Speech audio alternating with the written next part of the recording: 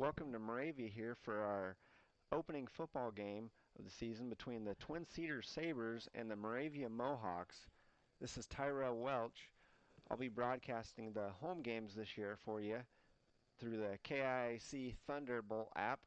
You can also log on to their website and click on the Listen Live, scroll down for Moravia, and you can listen and even watch the newly video streaming this year for all the Moravia games. And I'll be helped on the road by Joe Cloyd. He'll be coming on the road with us this year as he's the PA announcer here at the home game, so I'll be doing the home games. I want to give a thank you to KIC Radio, Thunder Country, and Albia for allowing us to do these broadcasts this year. We're looking forward to it, and we're looking forward to a good season.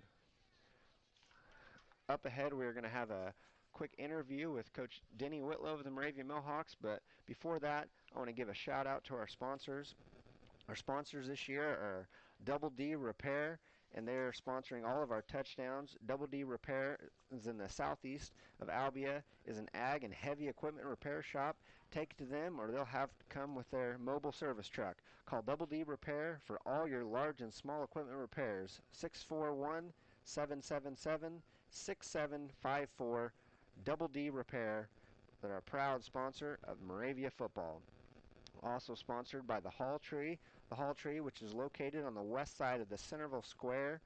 Women's fashion boutique carrying all the trendy name brand clothes from junior to plus sizes, where fashion is fun and good customer service is a must. The Hall Tree on the square in Centerville is a proud sponsor of all Moravia athletics. Also sponsored by Hardee's. Hardee's wishes everyone a happy and healthy playing season this year. Tune in to the Hardee's Football Preview Show on KIC Fridays at 7 a.m. live from Hardee's in Albia, proud to sponsor Moravia Athletics.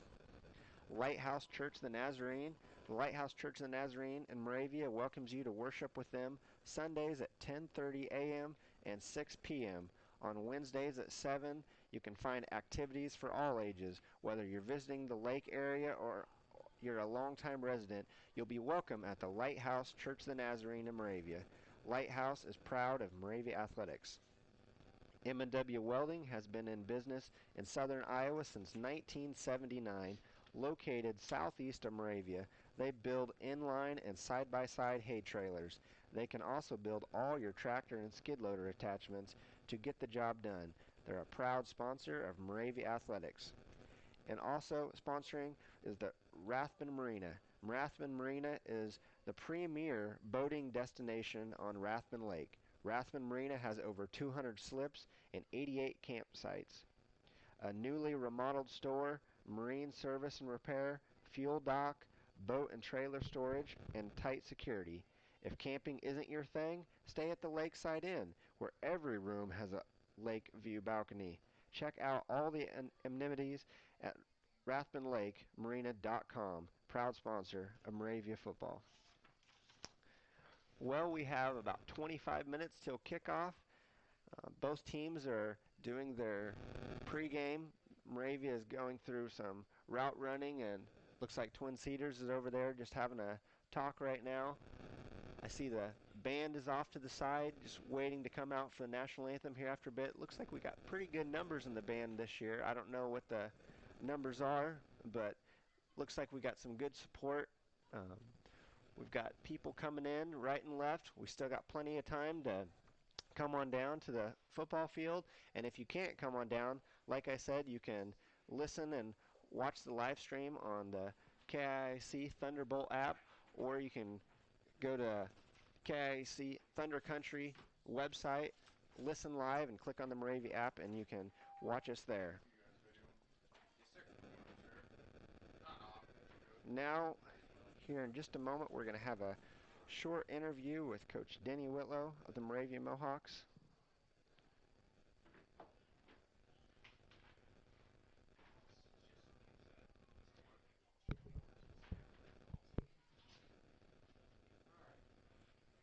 All right, we're here with Coach Denny Whitlow of the Moravia Mohawks now. Typically, the first game of the season, you have a lot of cramping because it's super hot weather, but tonight it looks like right around 70 degrees for kickoff. Looks like it should be a good night tonight. What do you say, Coach? Yeah, this is really good for, to start the season off, to have some type of a cooler game. A lot of times, like you were saying, Tyrell, it's 90 degrees, it's really hot, and you worry about kids and, just coming in that first game and cramps and, possible, heat exposure, things like that. So this will be a nice way to start the season. All right.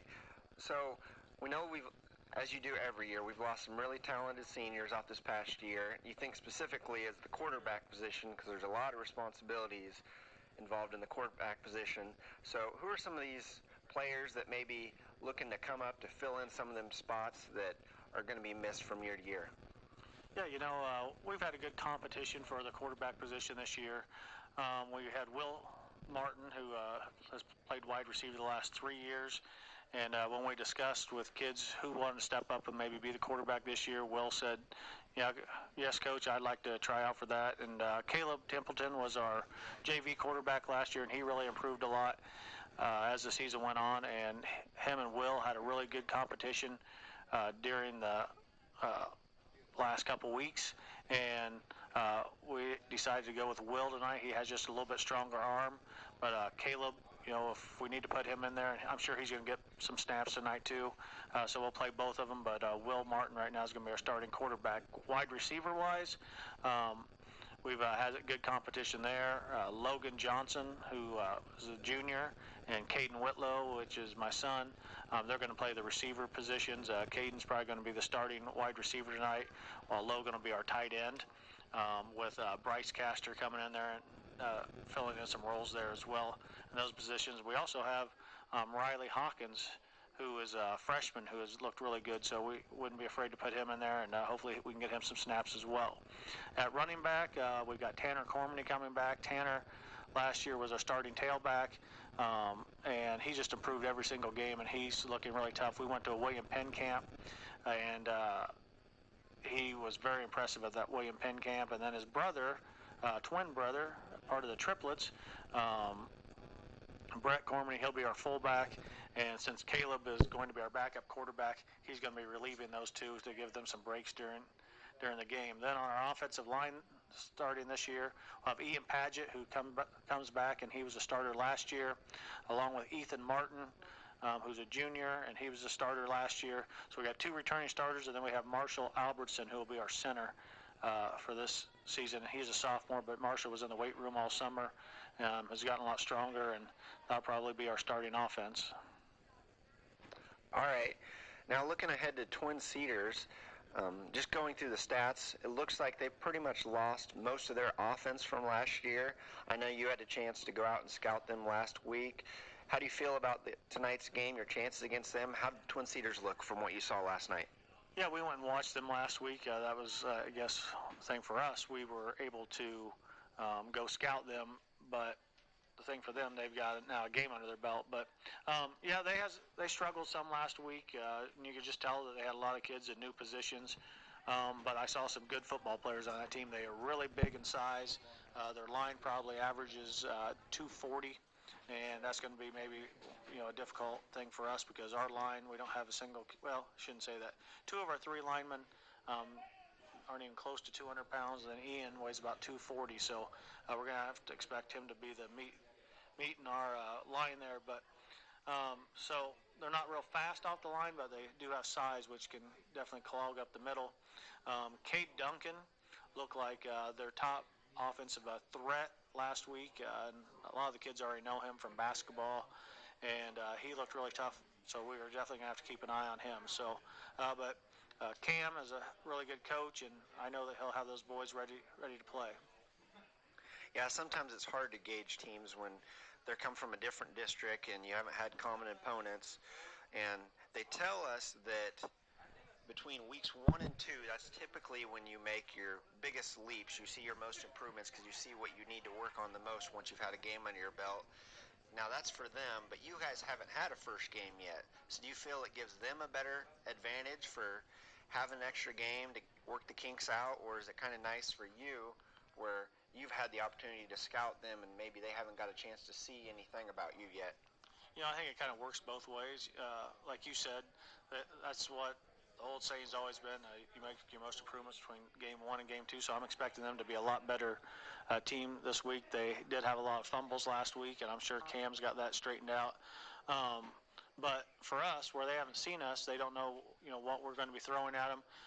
Bracken Smith, who had been my defensive coordinator the last few years, decided to step down as that. He's getting married, so he wants to focus more on his family, and completely understand that. So Stan Matty, who has coached for over 40 years, been a defensive coach for most of those years, he's became our defensive coordinator. He's got some really good things drawn up that we hope can help confuse Twin Cedars and maybe some things they haven't seen before.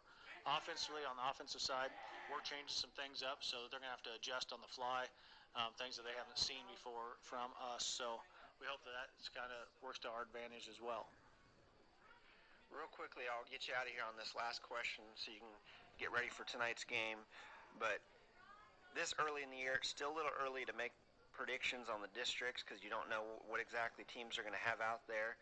Last year, maybe there might have been a little higher expectations since the year before. You made a playoff appearance, and we know things didn't go quite as well as we would have liked to last year. This year, it seems like you're more going to be flying under the radar because the teams at the top, Southeast Warren, Lennox, Lamoni last year, now they're the ones with the target on their back. How are your kids reacting? How's the atmosphere around keeping them motivated, even though we're no longer the teams that others are gunning for? You get to kind of fly under the radar. Yeah, I think Tyrell, with kids that are 14 to 18 years old, they live pretty much day by day, so I don't think they think about that kind of stuff. But I would definitely say those three teams that you listed are the top three teams in the district. So yeah, we can just go out and we can play carefree and just do the best that we can. Last year we felt like we should have had a better season, but we just had some things happen, some injuries. Cole Ballinger going out after the middle of the fourth game, who was really an anchor on our defense. That definitely hurt us with his torn ACL. And pretty much our line last year was all brand new. A lot of them hadn't even played line before, so that kind of hurt us. But, with that gave us some experience this year. And I think that flying under the radar might help us this year. And I think we might be able to surprise a few teams that maybe could be overlooking us because of losing, Hunter Arbogast, who was a 3-year quarterback and stepped in and played linebacker for us. I think our defense might be the heart and soul of this team this year. We've got Brett Cormany, he'll play one of our defensive ends. Ethan Martin will play a defensive end, and then sometimes we'll slide him down into a tackle position and bring Bryce Castor in for a defensive end. We got Ian Paget as a defensive tackle. Marshall Alberson is going to be another defensive tackle when we got to rotate guys in. Tanner Cormany was a starting linebacker for us last year. So we got him in there. Caleb Templeton has looked really good. He's stepping in as a linebacker. And then we'll have Will Martin and Logan Johnson and Caden Whitlow will be rotating in as those defensive backs, so we can kind of keep guys fresh. So, we got some good guys. We don't have a whole lot of depth after that, but, we got some guys that'll be on the sideline for the first couple of games, and once they get back, I think we could definitely shock some people because I think we'll be pretty solid here in a couple of weeks. All right, thank you, Coach, and good luck tonight. Thank you. Thanks for having me on.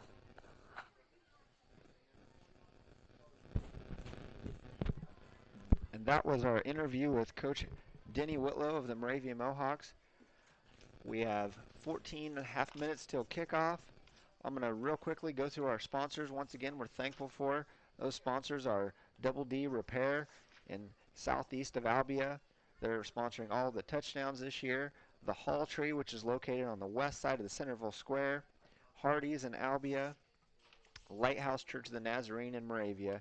M&W Welding, which is in southeast side of Moravia, and then the Rathbun Marina. Both teams right now are currently just going over a little bit of offense. We'll have the national anthem in about 5 minutes, followed by player introductions.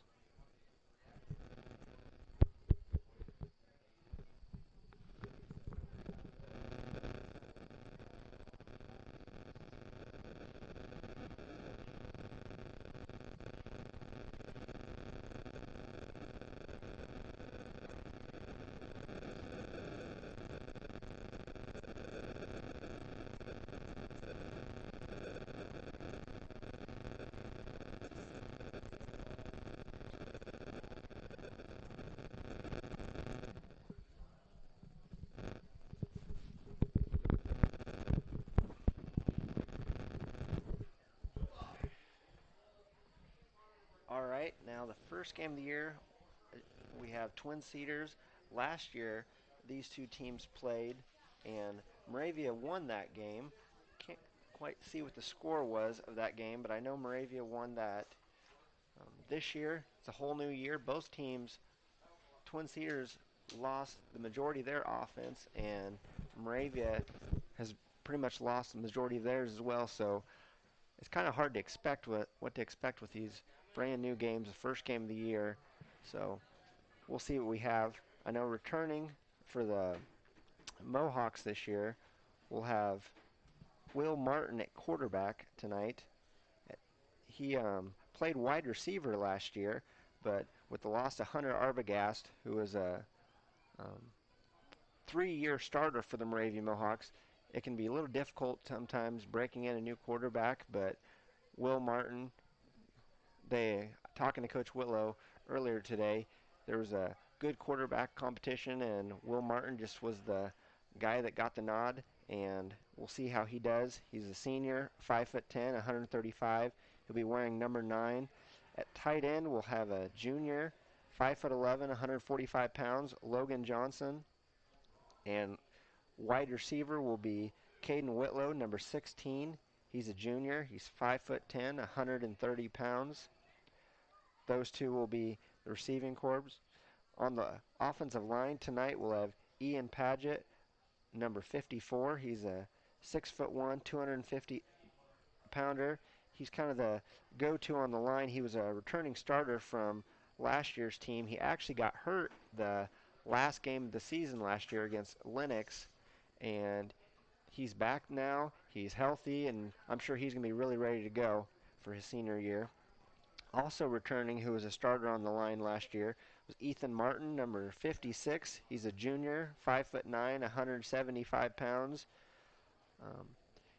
As I mentioned, he was a returning starter from last year, and anytime you can get a returning starter back, that's big to have a couple returning starters on the offensive line for experience. So when you have a new quarterback or some new skill position players, if you've got some skill or you've got some linemen up front with experience, it's going to make their job a whole lot easier. And also on the starting lineup for the linemen is number 64, Marshall Albertson. He's just a sophomore, 5'11", 165 pounds, so he's actually our youngest starter tonight, but it'd be nice to see him get some experience here at the varsity level. He's going to be behind center tonight, it sounds like. And in the backfield, we're going to have two of the Cormany triplets. We're going to have number 32, Tanner Cormany, who is a junior, 5'10", 160. And then he's got Brett Cormany, one of his triplets, number 37, also junior, 5'10", 160. Those two are going to be in the backfield, Tanner at tailback and Brett at fullback. So we're looking forward to tonight, and I think we're just about ready for the national anthem. And then the player introductions right after that.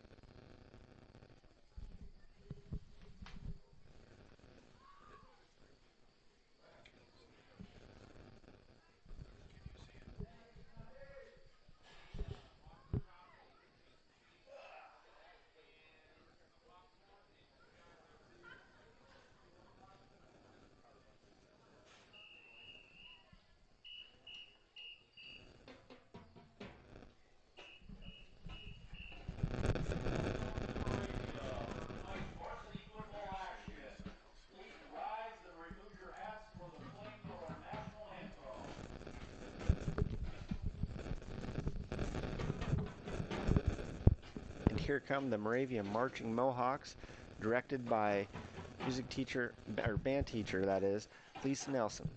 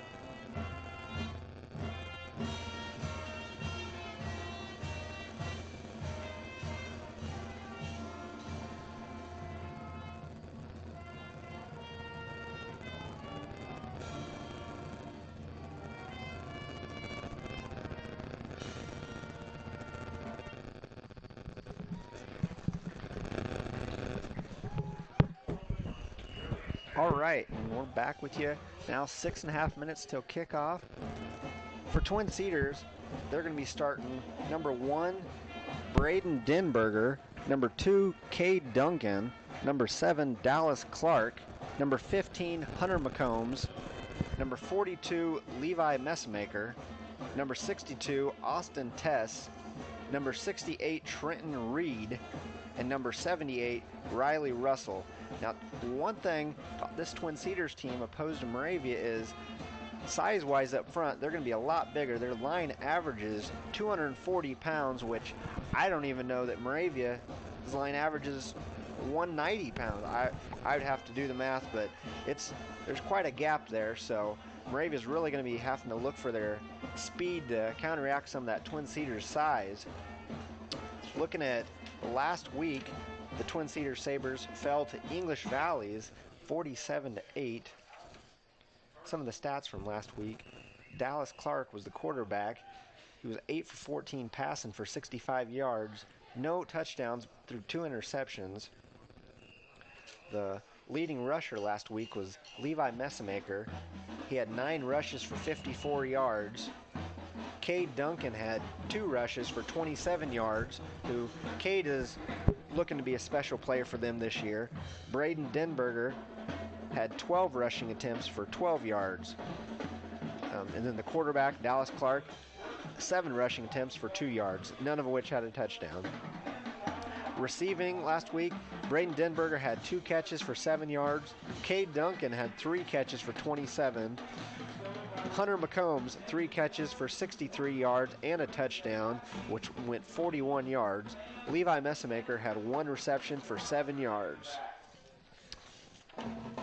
Leading tacklers for Twin Cedars last week was Cade Duncan with 12 tackles unassisted, 13 tackles total. Dallas Clark had 6 tackles, Levi Messmaker 4 tackles, and Trenton Reed had 4 tackles as well. Cade Duncan had an interception that went 28 yards last week. So that's Twin Cedars, and we're about to have the introductions out there as they're going through Twin Cedars right as we speak.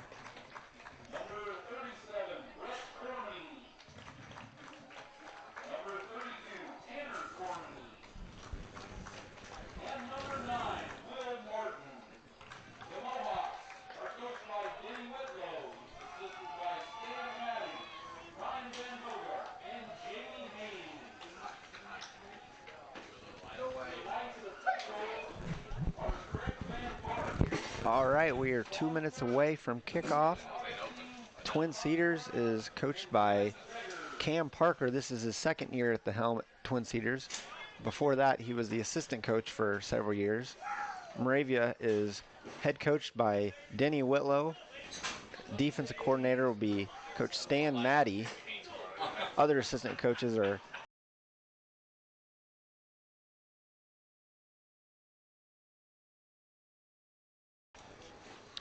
the first game for the year for the Mohawks. We go to New London next week. This is Twin Cedars' second game of the year, as they played English Valleys last week and they travel to Seymour next week.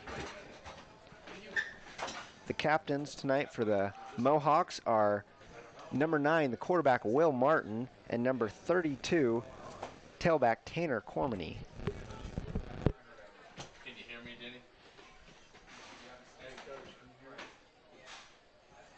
Got the coin toss here. Coach, can you hear me?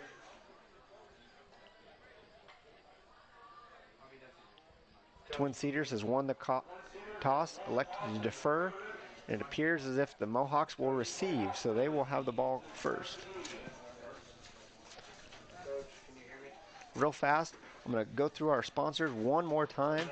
We're sponsored by Double D Repair on the southeast of Albia, the Hall Tree, the west side of the square in Centerville, Hardee's in Albia, the Lighthouse Church of Nazarene in Moravia, M&W Welding southeast of Moravia, and the Rathbun Marina. We're thankful for our sponsors, and we're also thankful for KIC Radio out of Albia for allowing us to do this broadcast today.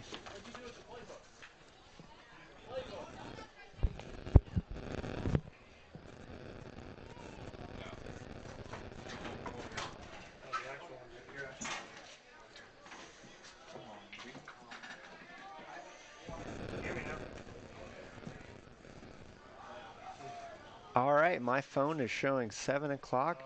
We're ready for kickoff. If you're listening with us, feel free to text the text line 641-216-3427. We'll give a shout out to you and let people know that we're listening to the Mohawks.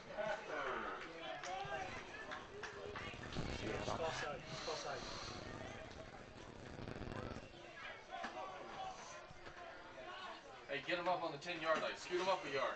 Hey, scoot up a yard, scoot up a yard, scoot up a yard. Hey, they're not up. They need to be up on the 10.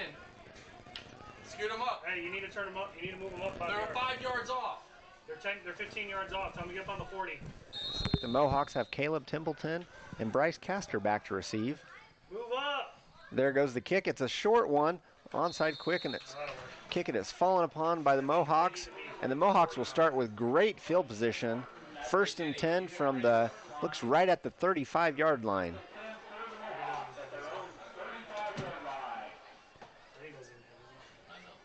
And here comes the Will Martin era behind quarterback. Hey, tell the head coach to get his headset. New season for the Moravia Mohawks, and we'll see what we have for us. The huddle has been broke. The Mohawks come out with a split backfield. Man in motion. Oh, we got a spinner back. Run to, looks like Tanner Cormany. Tackle high, can't do that. Tanner Cormany keeps on going after the missed high tackle and gains about 6 yards on the play. And we have 2nd and 4 for the Mohawks, who are now across the 40.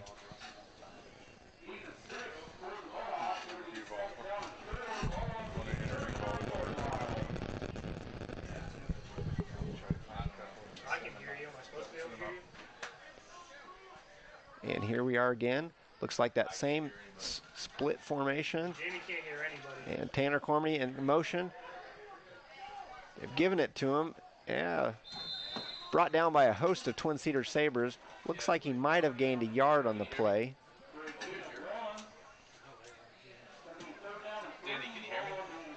It'll make 3rd down and 3 here in the ball game.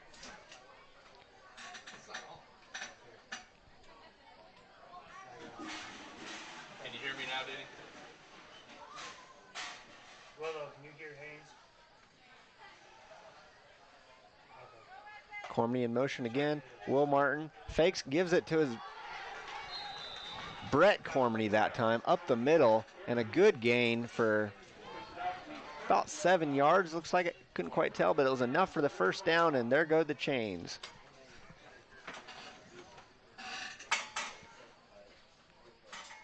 Willow, can you hear Haynes yet?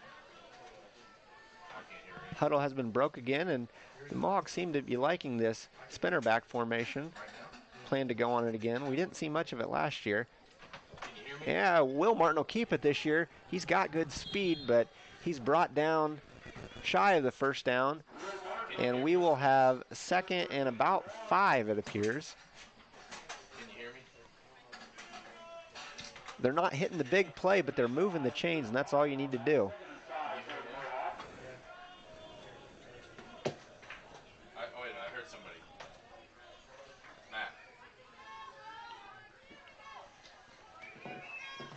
Matt. Motion.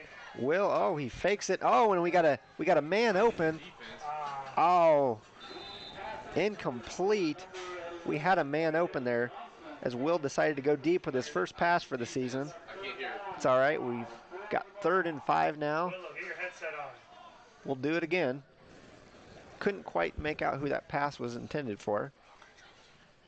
Looked like Logan Johnson, it appears. Well, leave it on defense because I just can't hear you my other headset. I can hear you. I can hear you. We can both hear you. Everybody can hear you, Denny. Cormany in motion. Gives it to him. He's tackled way short of the first down. Now we're going to have decision time. Short field. I would look for the Mohawks to go for it here. 4th down. It's going to make sure it's going to be 4th and long. Can you hear us? Can you hear us? We can't hear you. Will Martin breaks the huddle. I can't hear anybody. I can't hear you. I'm hearing things through Maddie's. Yeah, so am I. Ball's been given. Tackle. He's going to be short, and we're going to have a turnover on downs.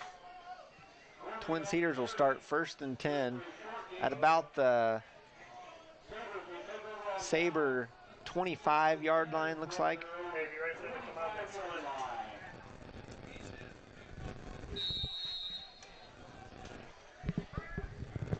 And Twin Cedars going out with a little bit of a spread look. Handed off. Oh, a missed tackle in the backfield, but he's still caught up for it looks like about a no gain.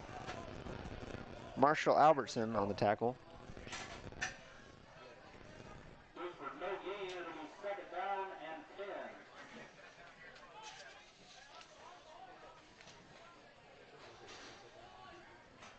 Mohawks appear to be running a 4-2 defense. Run up the gut. Again, tackled by a swarm of Mohawks, led by Tanner Cormany. That was Levi Messmaker with the carry for the Twin Cedars. And we'll have 3rd and 8 for the Twin Cedars Sabres now.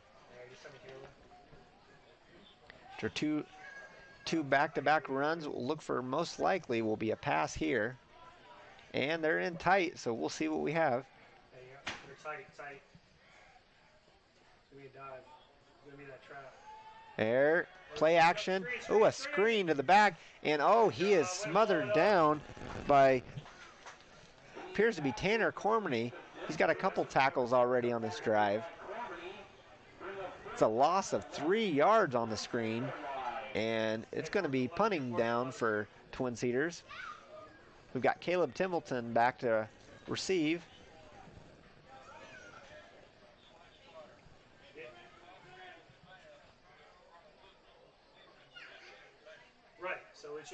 Snap, and we've got a fake. Oh, no, he's just a rugby-style punt. I thought we were going for a fake. Caught by Caleb Templeton at the 25, and he, tackled a little bit high, but we were able to get about 7 yards out of that. So Moravia will take over 1st and 10 at the 33-yard line. 7:50 left in the first quarter, 0-0. Yeah, when you sent the storm. No, never mind. Tanner was out for the storm. Never mind. We're good.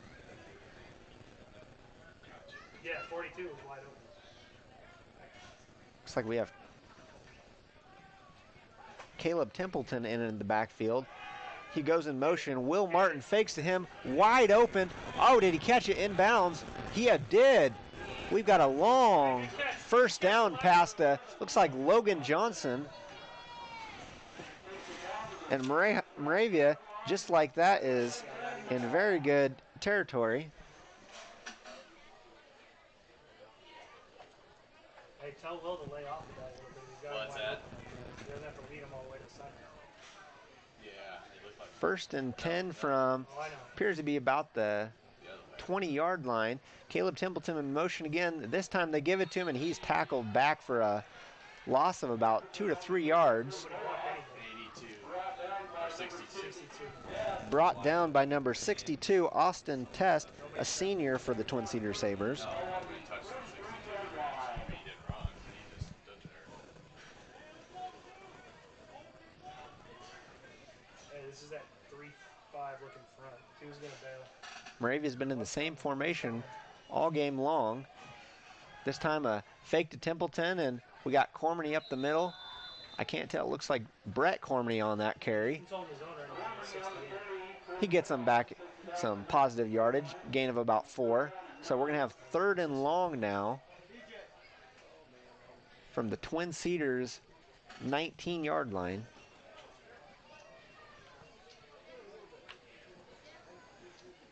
Moravia's thrown the ball twice, both times open receivers, able to convert on one of them. Templeton in motion. Martin is back again to throw. Got an open man. Oh, and we've got our first touchdown of the season. Number 16, Caden Whitlow.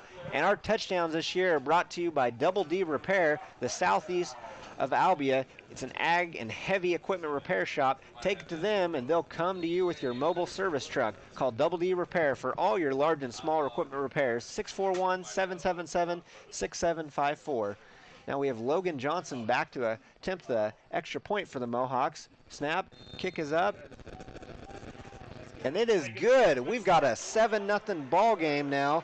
Moravia has taken the lead with 6:31 left in the first quarter. Yeah, it's our best play so far. All right.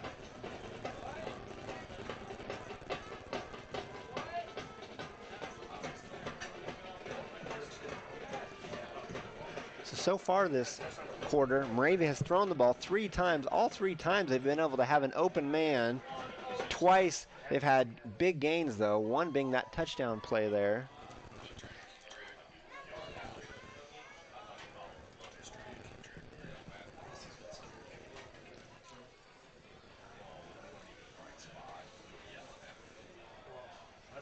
Twin Cedars' last drive came out with back-to-back running plays. They didn't get very far, and then a screen pass that the Mohawks were able to snuff out. So Twin Cedars yet to really move the ball much, but Moravia, they've been very consistent, not always on big plays, but they're moving the chains. So looks to be a good night for the Mohawks so far. Logan Johnson is the kicker as Moravia prepares to kick off. Back for the receivers for the Sabres is number 15, Hunter McCombs, and number two, that is, Cade Duncan, which we spoke about before this game started. Two's deep on the left side. The kick is, oh, it's a short little squib caught in the air by someone from the front line. Looks like number 13, Casey Clark, a freshman for Twin Cedars. Good catch by Casey. And Twin Cedars will catch the ball with pretty decent field position. 6:29 left in the first quarter. Moravia Mohawks 7, Twin Cedars Sabres nothing.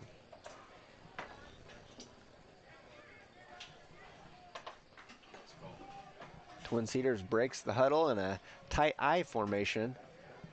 Mohawks got quite a few people up by the line of scrimmage. Ball is snapped, fullback dive, oh, and he plows over the linebacker. Couldn't quite tell who that was for a gain of about 7 yards. And we've got 2nd and 3, the biggest play of the evening so far for Twin Cedars. That was appeared to be number 42, Levi Messmaker, I believe, on that run. And just looking here, Twin Cedars does have a much bigger line than Moravia, so Moravia's going to have to move their feet. They're going to have to be quick off the ball. Back in that tight formation. Twin Cedars looks to just power it. That quick handoff, and it is snuffed out, maybe half a yard. Braden Dunberger with a short gain. Ian Paget with a nice tackle. He was assisted by a few other Mohawks. And we've got 3rd and 2 now. Twin Cedars is going to bring back that eye. I'd look for them to run the ball again where there's the fullback, Levi Messmaker. Oh, that's going to be close. It looked like he made it to the first down marker, but pulled back, so we'll just see where he spots it. And it's hard to tell. Tanner Cormany with the tackle there. Levi Messmaker with the hard run. It looks like a good spot. He did appear to quite make it there, but then they pulled him back, and it is going to be fourth and about an inch or two. They're going to go for it. Oh, he's rolling way out. They're going with a pass. Oh, my. Gambled on 4th down. Only had an inch or two to go, and they decided to throw it. Overthrown by number 7, Dallas Clark, and Moravia will take over on downs. Dodged a bullet there as Twin Cedars was having their best drive of the night so far. 4:47 to play here in the first quarter, and Will Martin is running back out to the field, and we'll see what the Mohawks have. Twin Cedars definitely has the size, but Moravia also appears to be showing that they've got the speed tonight.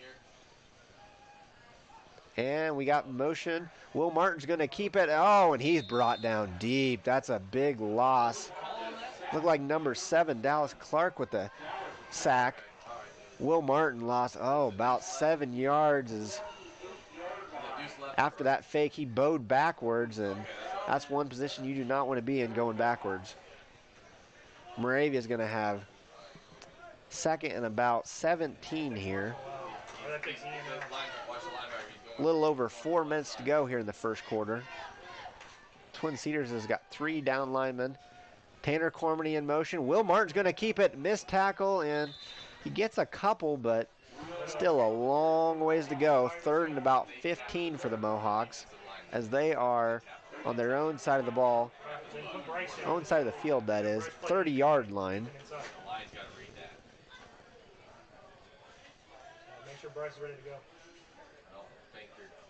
Mohawks break the huddle. He's to the right of you. He's right behind Coach Whitlow. Tanner Cormany in motion. Will Martin back to pass. He's got a man. It's caught. It looks like Tanner Cormany with the completion there. He gets maybe a yard or two. Not going to be enough, and the Mohawks are going to look like they're going to have to punt here. 4th and 13. Cade Duncan's going to be back returning for Twin Cedars. He is a good athlete. Tanner Cormany will be doing the punting for the Moravia Mohawks. I don't remember. He was in there today. Snap is back. High kick. Not super far. Oh, takes a bounce, and it's going to stop. Rolled dead about the 25-yard line. And that's where the Twin Cedars Sabres will take over with 3 minutes and 23 seconds for play in the first quarter.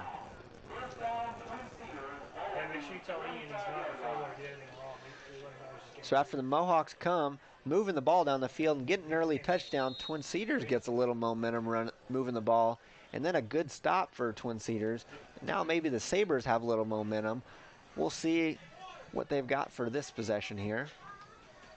They break the huddle. Looks like they're going back out to a spread formation. 2 receivers out to the right. No, three out to the right. I don't think that guy is eligible standing up. And they got a jet sweep over here. 16. Oh, boy, he jumps over a tackle. A few Mohawks trying to tackle high there. I think Tanner Cormany was the one that got him out of bounds. That was number 15, Hunter McCombs for the Sabres. Big rush there of about, looked like about 16, 17 yards. Definitely enough for a first down. And the Twin Cedars Sabres are now in Mohawk territory at the Moravia Mohawk 38-yard line. They're going to go back to that spread formation. Yeah, it's the same thing the other side. Looks like we got the exact same play. Looking to see if Moravia will adjust and gets another big gain. Not quite a first, but about 9 yards there. Brought down by Will Martin. The rusher was number 15, Hunter McCombs for the Sabres. And the Sabres do appear to have a little momentum tonight. It's where Moravia needs to get a big stop here, maybe get a first down and just calm things down a bit and get the game back in their favor a little bit. 2:42 left here in the first quarter. Back to that tight formation. There it is. That's what I was about to say. Levi Messmaker up the gut. He's stopped short, though. I don't think he got the first down. Number 32, Tanner Cormany, the linebacker, he pops up there and gives Messmaker the big hit. And it is 3rd and 1 now for the Twin Cedars Sabres.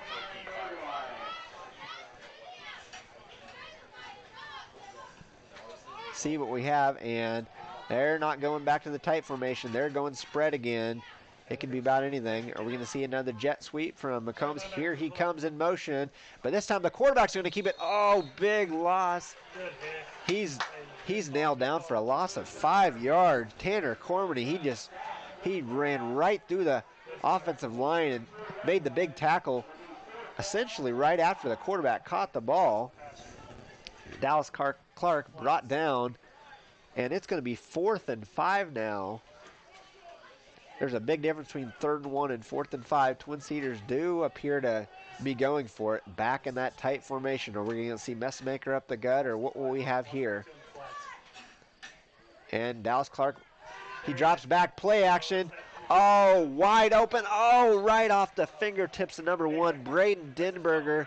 Play action pass. He rolls to his right and threw it back to the left side. Nobody was there covering number 1, Braden Denberger, but just went off his fingertips. Great idea. Moravia dodges a bullet there, and they will take over on downs. 1st and 10 at the Mohawk 34-yard line.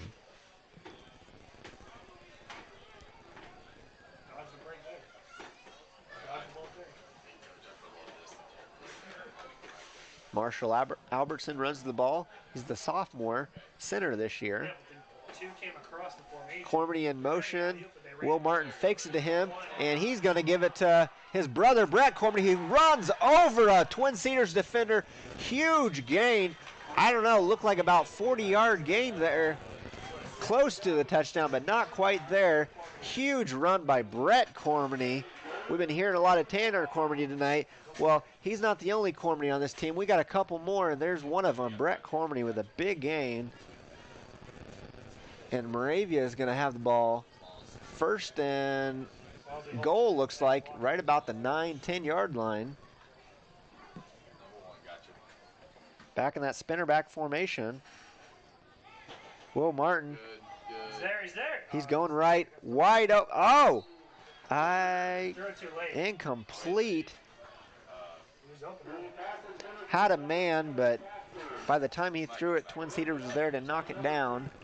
Incomplete pass, and we'll have 2nd and goal now for the Mohawks.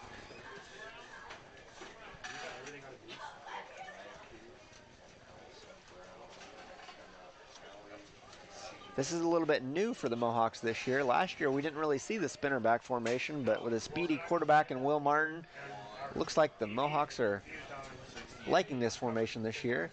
Now we got motion on the left. I know we should be in zone, but you might want to reiterate that for Oh, what a Get it, pick it up. Cormany gets hit, fumbled the ball. I don't know who's on it though. Waiting for the ref signal. We got it. It appears Moravia has fallen back on it. Tanner Cormany appears to be falling on the football. It's 3rd down. Clock's ticking, 26 seconds left here in the first quarter. Mohawks lead 7-0 over the Twin Cedars Sabres. Well, I know, but I'm telling you, maybe reiterate it to Will. Will gets a little Man in scattered. motion. Will Martin with the fake. Up the gut. You ain't Will gets scattered. wide open there. Touchdown Mohawks. Touchdown Mohawks. Will Martin up the gut for a short run. And our touchdowns are brought to you by Double D Repair out of the southeast of Albia. Mohawks now take a 13-0 lead, and we've got Logan Johnson back to kick the extra point. Snap is up, kick is up, and it's good. Logan Johnson 2 for 2 tonight on extra points. And the Mohawks have themselves a 14-0 lead. Good start to the season, Moravia. 9 seconds left in the first quarter. Moravia has a 14-0 lead over the Twin Cedars Sabres.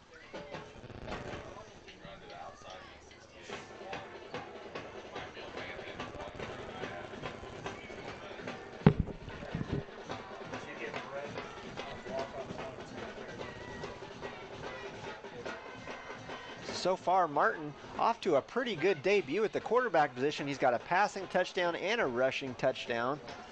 Maybe he'll complete the trifecta and they'll do a pass back and he'll catch a touchdown. I don't know. We'll see. Now's the point early in the game. Moravia takes a big lead. If it gets any worse, a lot of times teams will tend to shut down. We'll see how Twin Cedars react. Is it going to motivate them or is it going to kind of deject them a little bit? We'll see.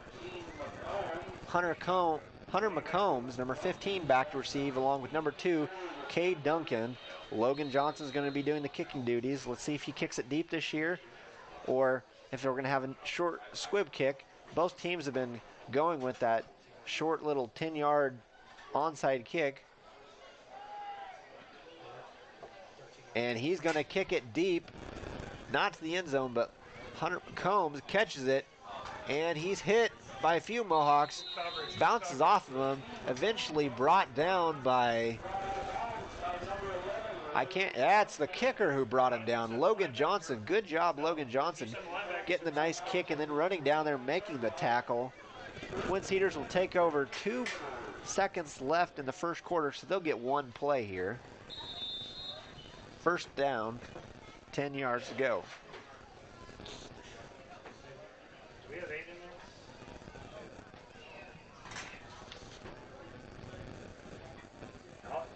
Every time we're in Okie, we're going to cover 1.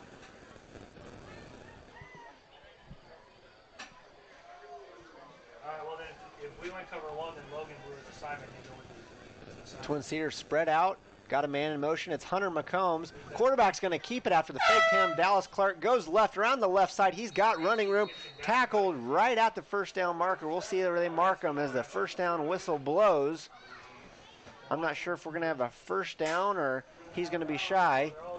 We've got our first text message of the night.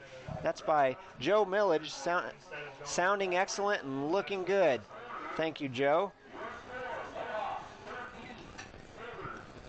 Moravia has a 14-0 lead now over the Sabres into the first quarter. Let's quickly go over our sponsors that we're very thankful for once again. Double D Repair, who's sponsoring all of our touchdowns. They're out of the southeast of Albia. The Hall Tree, which is located on the west side of the Centerville Square. Hardee's in Albia. Lighthouse Church of the Nazarene in Moravia.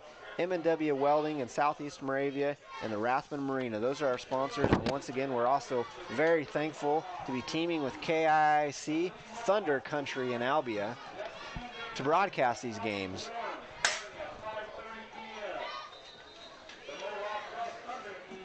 It appears Dallas Clark must have stepped out of bounds short of the first down. It looked like he fell out right at the first down, but they've got him 4 yards shy, so it's going to be 2nd and 4 when we get started here again here in a few minutes. Teams are talking really fast, and the second quarter is just about to begin. Yeah, that'll probably work a little better. If we keep playing cover 1, Logan keeps blowing his assignment because he's so used to playing. Both sides have flipped, and Twin Cedars are going to come out of the huddle back in that tight formation, which it seems like it's usually a play-action pass or Levi Messmaker up the middle. He's had a good game tonight up the gut. And there we got that running back. Couldn't quite tell, was that Braden Denberg or number 1, the junior. Big run. Tackled by Caleb Templeton, number 23, sophomore for the Mohawks. Denberg gets the first down.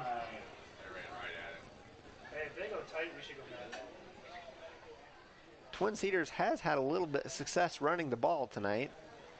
Fill those gaps. We're not filling the gaps. In tight. Logan's already banned. Clark gets the snap.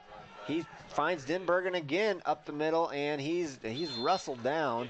Looked like he got about 3 yards, but then pulled back. Tanner Cormany. Cormany's been all over the field tonight on defense.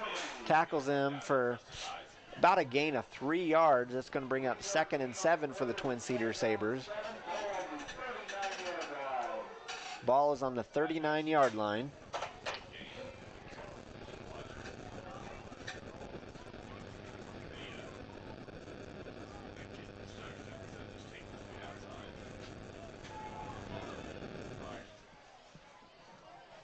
And tight formation. Denbergen up the middle, and he's tackled by a host of Mohawks. Gets about 2 yards, maybe 3. You could really credit about 3 or 4 Mohawks on that stop. I see Ian Paget, several of them there. I don't know who's going to get the official tackle there. 3rd and 4, though, now for the Twin Cedars Sabres. They've been able to drive the ball, but they haven't been able to punch it in yet. Now they've spread things back out. It's like a pistol formation. Dallas Clark takes the snap, going deep. Oh! He tried a quick throw. Looked like he wanted a slant, but the receiver there ran an arrow. Little miscommunication there, incomplete.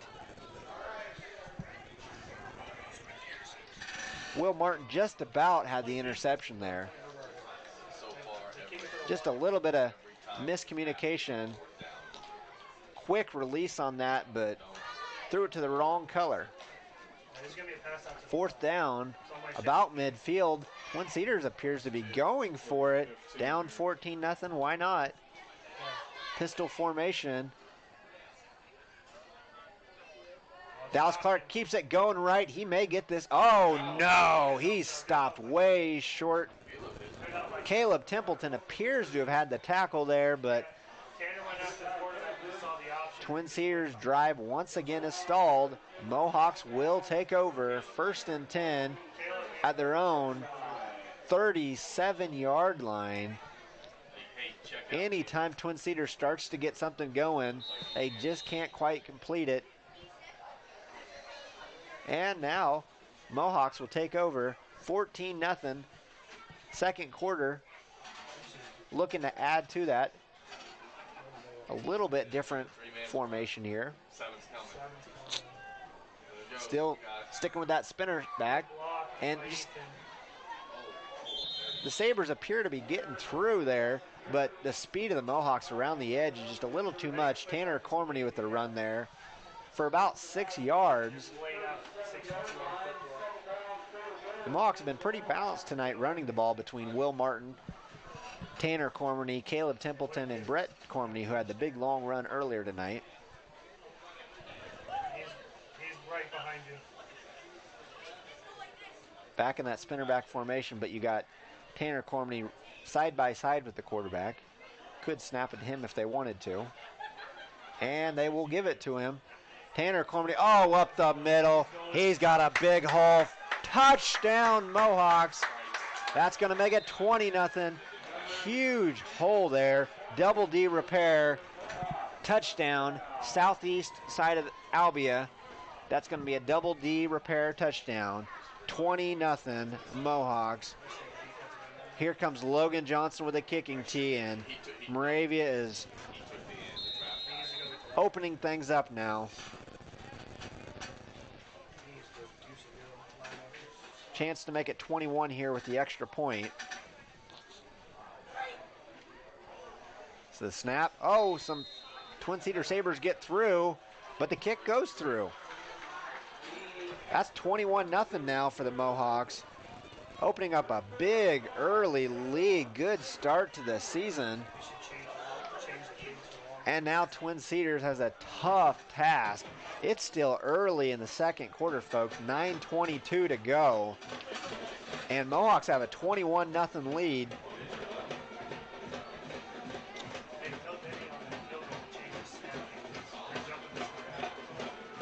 Talk about must-win games. Well, this is a must-score drive here, it appears, for the Sabres, as they're down 21-0 early.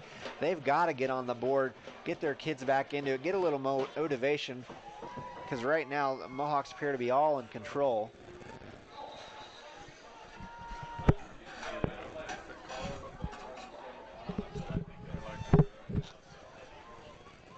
Mohawks will be kicking off. Tomorrow's the main opening day for the season for college football. If you're a Hawkeye or a Cyclone, the Hawkeyes will open up at home against Miami of Ohio, and the Iowa State Cyclones will play host to the University of Northern Iowa Panthers. But tonight it's Moravia Mohawk football, and they've got a 21-0 lead on the Sabres.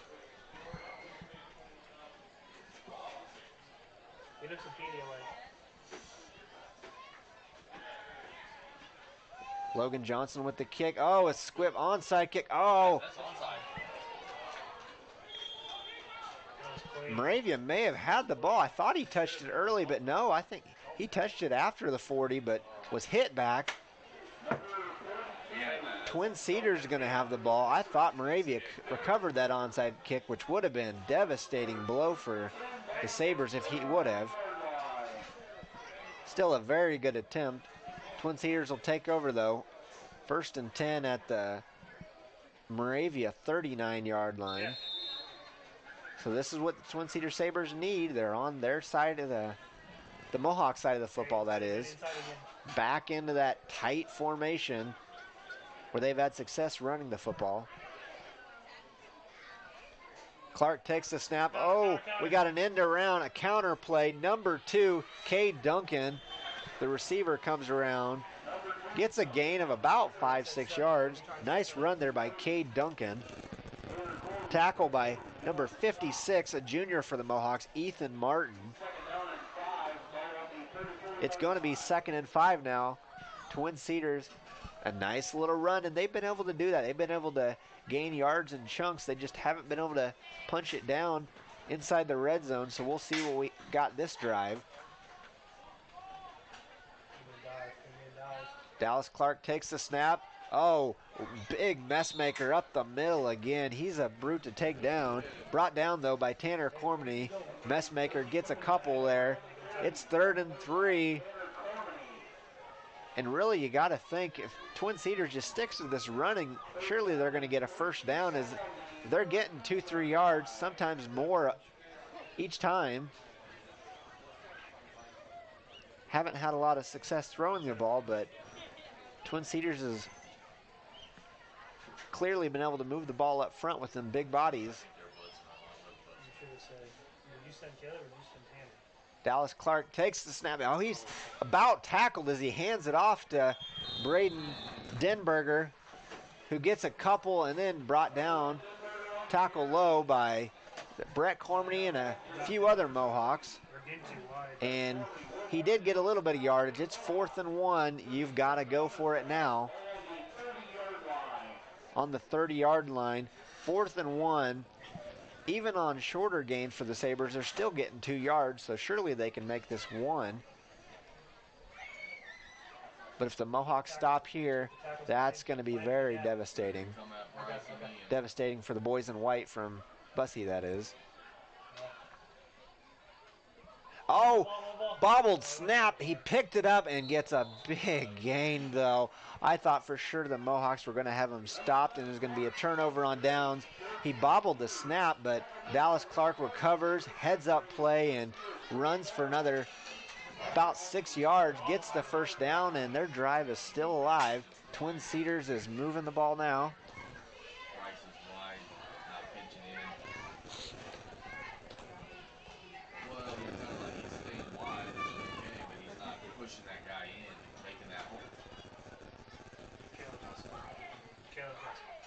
Back in that I formation. Oh, and offsides, it looks like. Encroachment penalty. Couldn't quite tell who that was on the Mohawks. But that's going to cost them a 5-yard penalty.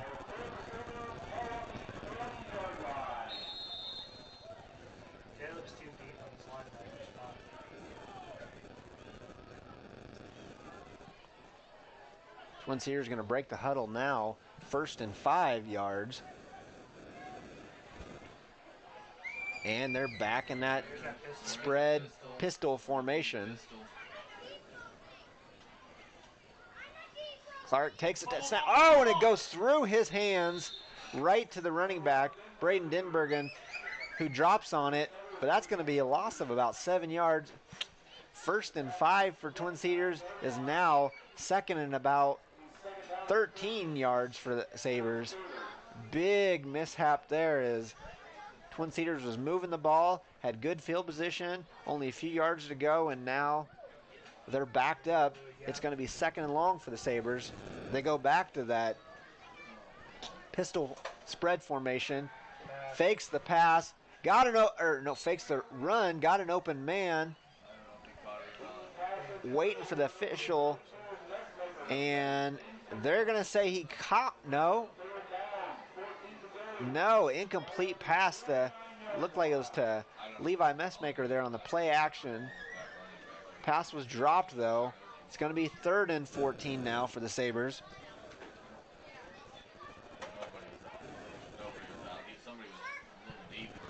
5:48 to go. Caleb's too deep. Caleb's too deep. Oh, another fumble by Dallas Clark. Still gets it off. Got an open man. That's number 1, Braden Denbergen again. Gets a few. Doesn't have the first, but Twin Cedars have had a little bit of, I don't know, it was a week 1 jitters. Fumbling the ball a few times, but there they were able to make something out of it. In area action right now, the Eddyville-Blakesburg-Fremont Rockets have a 14-0 lead over East Marshall. North Tama Redhawks have a 34-0 lead over North Mahaska. Oskaloosa Indians have a 13-0 lead over a good Pella Christian squad. We'll get back to some more scores in a moment, but we've got 4th down and 5 for the Twin Cedars Sabres. They're in a full-on spread formation now. Mohawks are going to send the house. Got an open man. Wide open. Was that Denbergen again? Yes, I believe it was. That was a touchdown pass from number 7, Dallas Clark, to number 1, Braden Denbergen, and Twin Cedars is on the board.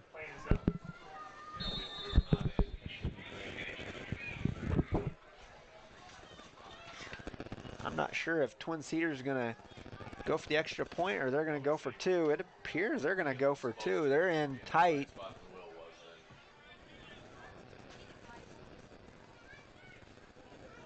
And the one that had the touchdown, they try to give it to Denbergen again. He's tackled shy. So the conversion has failed. Moravia still has the lead though. It's 21-6, but Twin Cedars is on the board. Moravia 21, Twin Cedars 6 now. 4:52 left to go in the first half. Back to other action. We just mentioned Oskaloosa had a 13-0 lead on Pella Christian. Wayne is tied with Woodward Granger 0-0. Sigourney Kyoto has a 21-0 lead in the backyard brawl over the Pekin Panthers. Scrolling through here, Pella Dutch is locked in a 0-0 tie with Dallas Center Grimes. I'm not seeing any other scores right now. Cardinal Comets have an 8-0 lead over Van Buren. Norwalk a 6-0 lead over the Indianola Indians. And in the big battle of Highway 5, Centerville Big Reds have a 14-6 lead over Albia. Looks to be a close game. And how about that? The Ottumwa Bulldogs under first-year head coach, they've got a 20-0 early lead on the Burlington Greyhounds. Things looking good there tonight for Ottumwa. But once again, Centerville has a 14-6 lead on Albia early, and Moravia has a 21-6 lead on the Twin Cedars Sabres. Gage, back up! Get off the floor!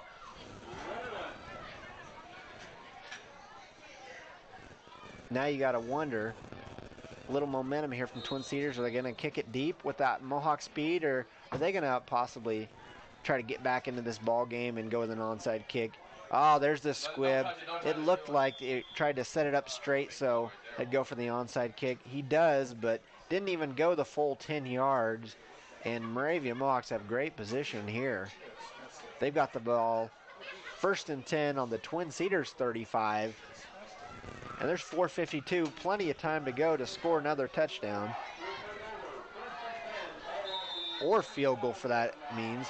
Logan Johnson is 3 for 3 tonight in extra points. Who knows? They may throw him out here to kick a field goal. We'll see.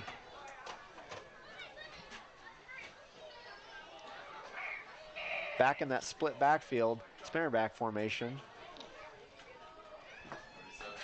Tanner Cormany is in motion. Will Martin gives it to him. About tackled for about 7-yard loss, but he just keeps moving his feet. And due to that, he gets 5 of those yards back, and still a little bit of a loss from Tanner Cormany, but it's 2nd and 13 when it very easily could have been 2nd and 17 or 18.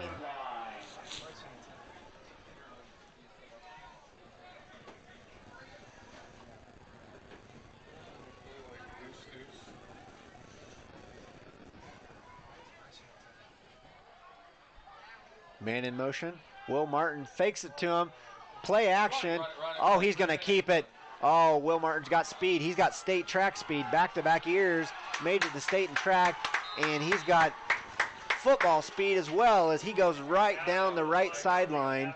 Touchdown for the Mohawks. Going to make it 27-6. And that is a Double D Repair touchdown. Brought to you by Double D Repair, southeast of Albia. Thank you for our sponsors.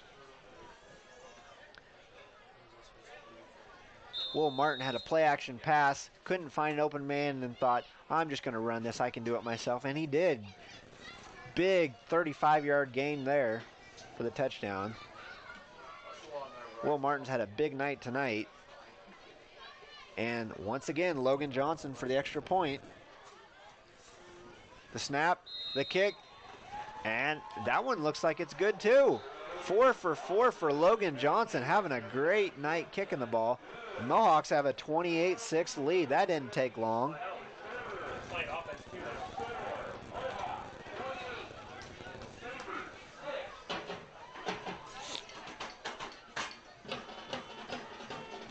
Well, this is good for week 1, a little extra momentum. Moravia's got a tough task next week as they're traveling to New London, Iowa, and they're going to be playing against the defending state champions, New London. New London ran through the season last year with only 1 loss in a sloppy, muddy, rainy game against Iowa Valley, but they avenged that loss later on in the playoffs in a big way and went on to win their first 8-man state championship, and that's who the Mohawks have next week, a tall task at New London. At halftime, we're going to have some interviews from the volleyball players, Anaya Keith and Abby Brown. So stay tuned at halftime. Logan Johnson appears to be, should be kicking it off deep here. 4:02 left to go in the first half, that is. Will was in the middle of the Special teams breaks the huddle.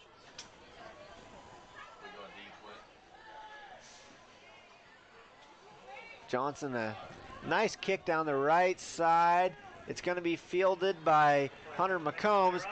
Oh, swarming tackle. Looked like Riley Hawkins on that tackle there.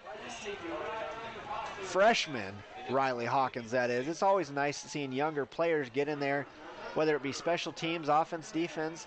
When a freshman can get in and contribute, that's always a nice thing. That was a freshman, Riley Hawkins, on the tackle.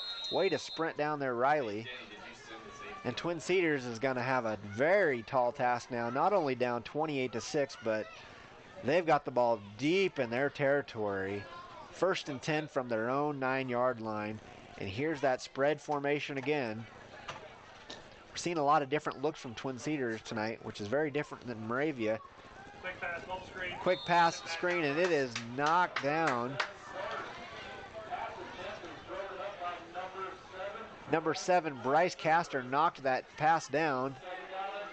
Looked like it was going to be like a quick arrow or a quick hitch pass, but Bryce Castor came across the line and knocked that down, and we've got 2nd and 10 now. Right, I know. I'm saying if we choose to go cover 1, are we going to go to Right. Back in the spread formation, 2 on the right, 2 on the left. Dallas Clark, the quarterback, takes the snap. He throws another hitch pass. A little maneuvering there by the receiver, and he's brought down by a host of Mohawks. That was number 1, Braden Denbergen, starting tailback with the catch there. And it is going to be 3rd and 7. Clock moving down to 3.5 minutes left in the first half. Make sure they don't let us sleep on 2. And Twin Cedars are going to need a big play here, because I don't foresee them going for it on 4th down when they're this deep in their own territory. Back in that spread formation.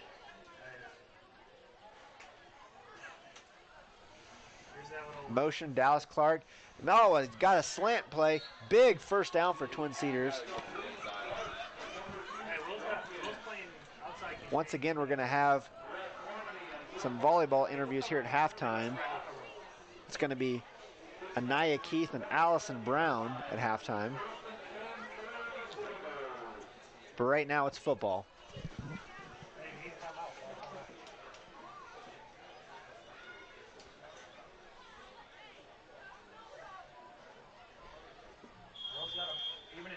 Twin Cedars is, and Moravia Mohawks are going to call timeout.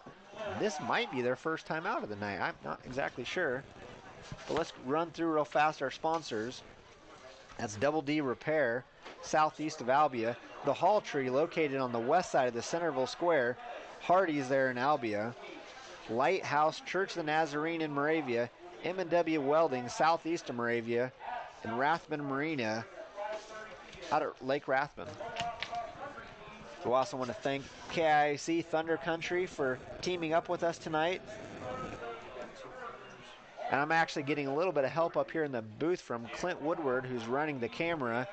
And I think he may be helping out at halftime with the interviews as well.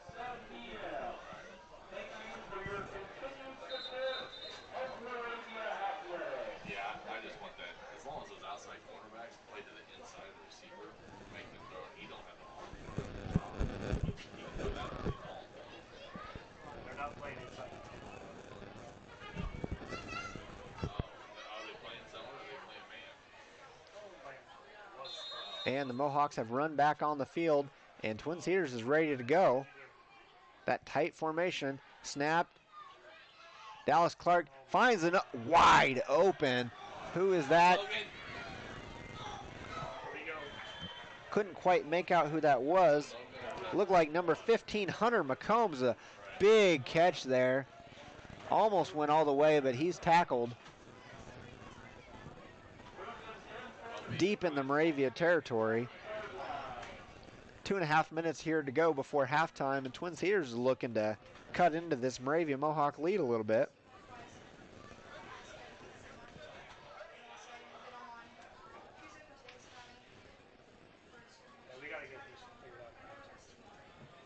It's nice this year to be able to have a little video with our audio.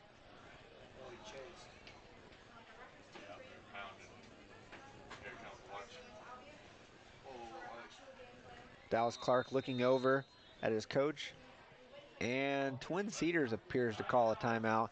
I'm thinking the Sabres are just going to run the clock out a little bit, try to score before halftime, but they don't want to leave Moravia the ball with much time left, because they can score quick and they can score in a hurry.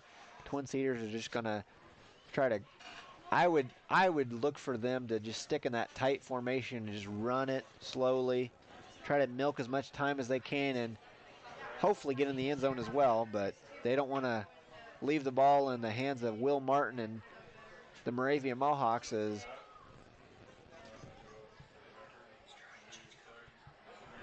it's a 28-6 lead now for the Mohawks. Timeout for Twin Cedars.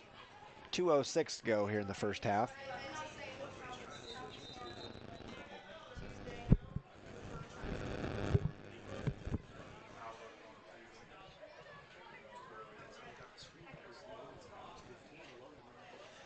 And Twin Cedars is coming back on the field. And there comes Moravia as well, running out there.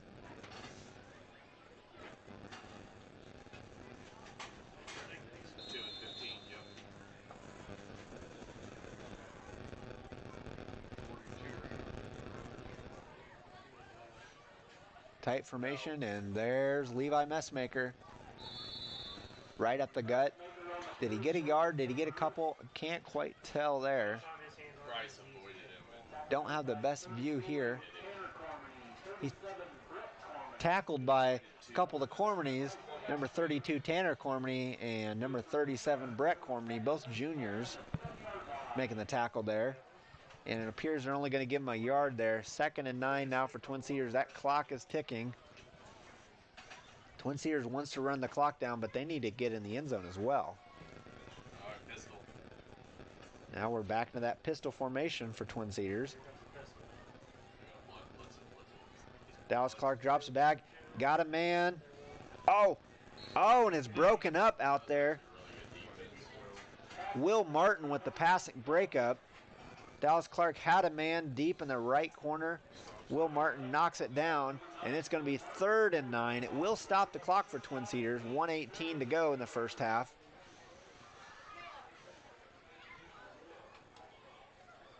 It's 4-down territory now for the Sabres, as they appear to be on the 11-yard line. 3rd and 9. So first down is about going to take you to the end zone. Back in the pistol formation. Dallas Clark takes the snap. Quick pitch to Braden Denbergen. We've got ourselves Denbergen throwing it back to the quarterback. Oh, I thought we had an interception. He caught it, but it might hit the ground first. The refs are going to say it did. Can't quite tell. Oh, boy, we about had a Mohawk interception, but it's 4th and 9. Twin Cedars are going to have one more shot at it.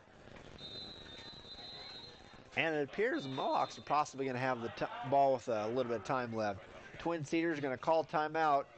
Clock's already stopped, so they're just going to talk about what to do here.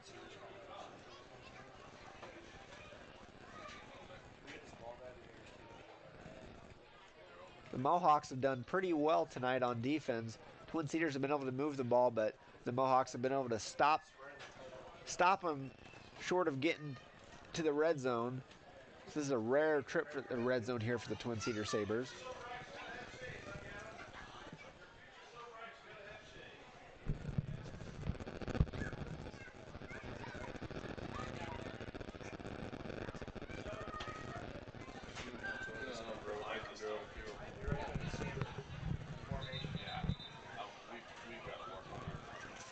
.111 left till halftime. Twin Cedars breaks the timeout, run back on the field.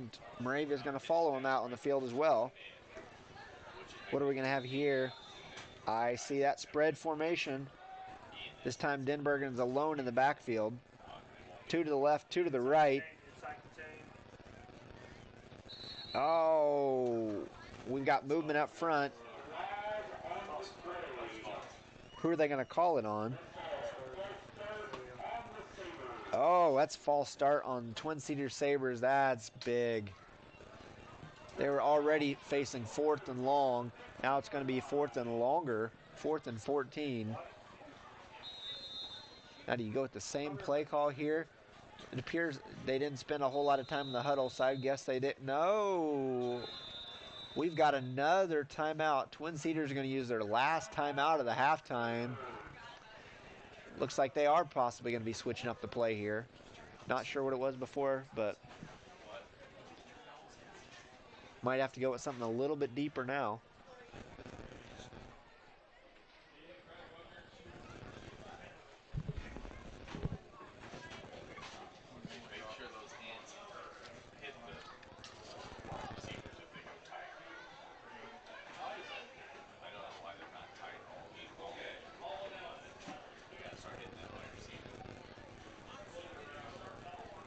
In other action, the Oskaloosa Indians now have a 13-8 lead on Pella Christian, that is.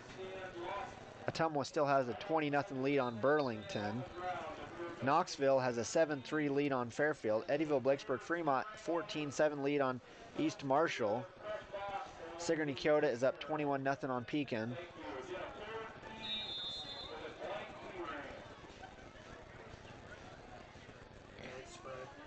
And we're back. Twin Cedars has the ball 4th and long. Spread formation. Hey, why is Ethan not Snap's going to be to Dallas Clark. He gets hit as soon as he lets go with the ball. Might have held on to it a little bit long, but why aren't we playing Ethan at Ethan Martin just ran right through there. I'm not sure if they were trying to set up a screen or what, but Dallas Clark did not get the ball off in time, and Ethan Martin looked untouched as he went in there and drilled Dallas Clark right as he let go of the ball. Incomplete. The Mohawks will have the ball now. Minute 7 left in the half, up 28-6. Well, that's what I thought we were doing. Do you just kneel it here, or minute 7, do you go for the throat? First and 10, though. Back in the spinner back formation. Will Martin finds Bryce Castor, complete first down at the 27-yard line, it appears. And Moravia's decided they're going to move the ball. 1:01 to go. He was out of bounds, so the clock is stopped here.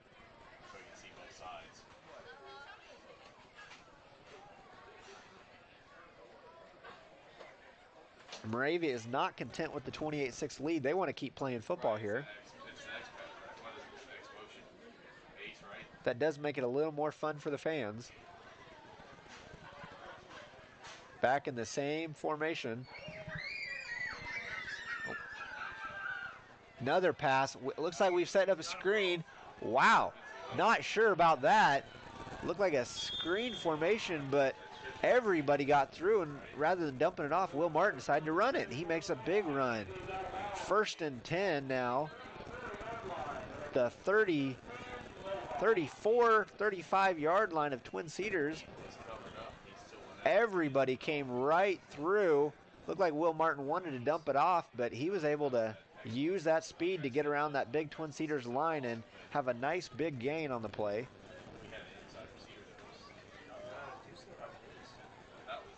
Now Moravia's got a receiver split out to the left.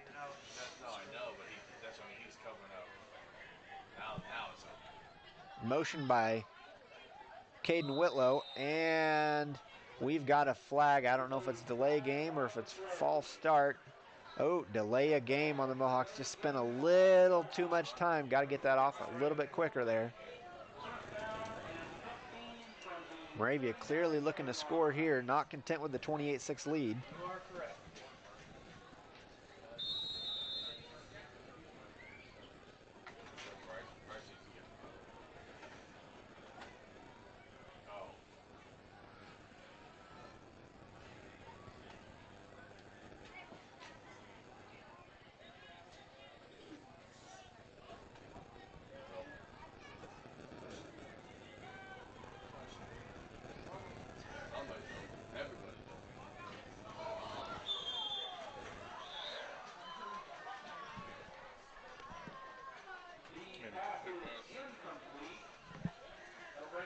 Will Martin dropped back and threw an incomplete pass there. Second and 15. 43.5 seconds to go here in the first half. It's a nice, cool night tonight. Usually the first game of the year, it's a little warm and you have cramps to worry about, but it feels good tonight. I think it's a little below 70 right now. 70 degrees at kickoff. Second and 15. Will Martin's going to take the snap. Got the man in motion. Spins around. Up the gut. Oh, a big block by Ethan Martin, his brother. Will Martin gets way down, about to the 12-yard line. And are they gonna call timeout? Yes, they will call timeout to stop that clock. And I'm looking for Moravia to be scoring here now soon. 36 seconds to go. Will Martin having himself a fantastic game. Twin Cedars is big up front, but Moravia's definitely got the speed advantage tonight.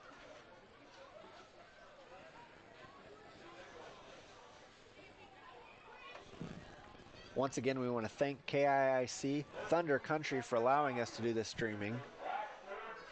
Moravia still has one timeout left, as this is only the second one they've taken thus far. Both here in the second quarter.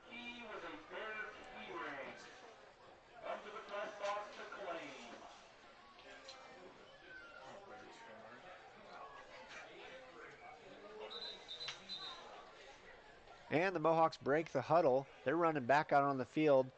Twin Cedars coming back out on the field as well. This is big. This is big right here. Touchdown here, and that's really going to knock Twin Cedars down. But if they can get a stop, Twin Cedars still has a little bit of a chance in this game. If we do it, Got the spin. Get it. if we do it, you want to look on the outside. And the clock's going to be running. Short gain. They work. We practice it. Just gets back to the line of scrimmage. Man in motion, Will Martin. Going deep. He about had a man on him. Going to throw the ball. Oh, I think that ball was intercepted. It is an interception right at the goal line. They're gonna mark him down at about the half-yard line, folks. Will Martin rolls right on the play action pass, throws it into the end zone, intercepted. Couldn't quite make out who had the interception there for Twin Cedars, but that's going to be the end of the drive for the for the Mohawks, that is. 8 seconds here. And no, they're going to say he did go out in the end zone, so that's going to bring the ball up to the 15-yard line. Much better than the 2-yard line, or the 2-foot line, that is. As if Twin Cedars wanted to take a knee, they wouldn't be able to do it, but now they could. And they're going back to that pistol formation, the Sabres.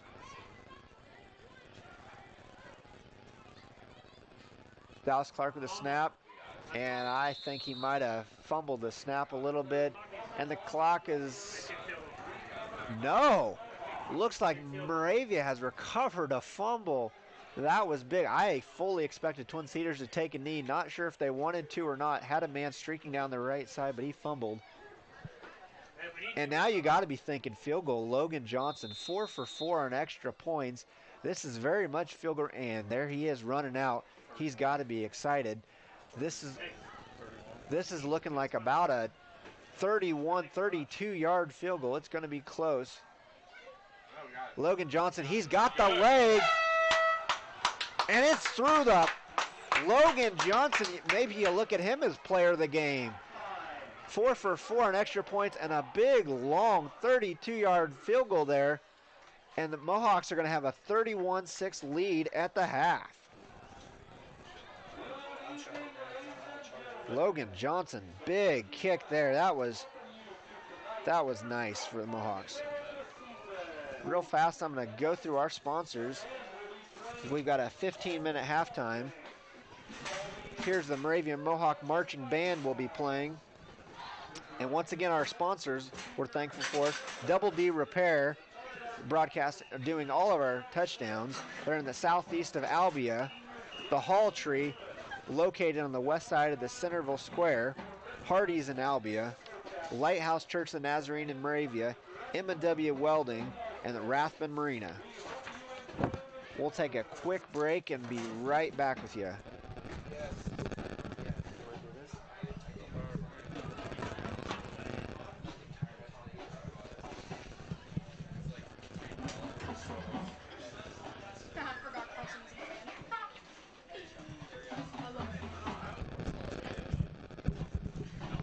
All right, during this halftime, we got a couple of girls up here from the volleyball team for an interview.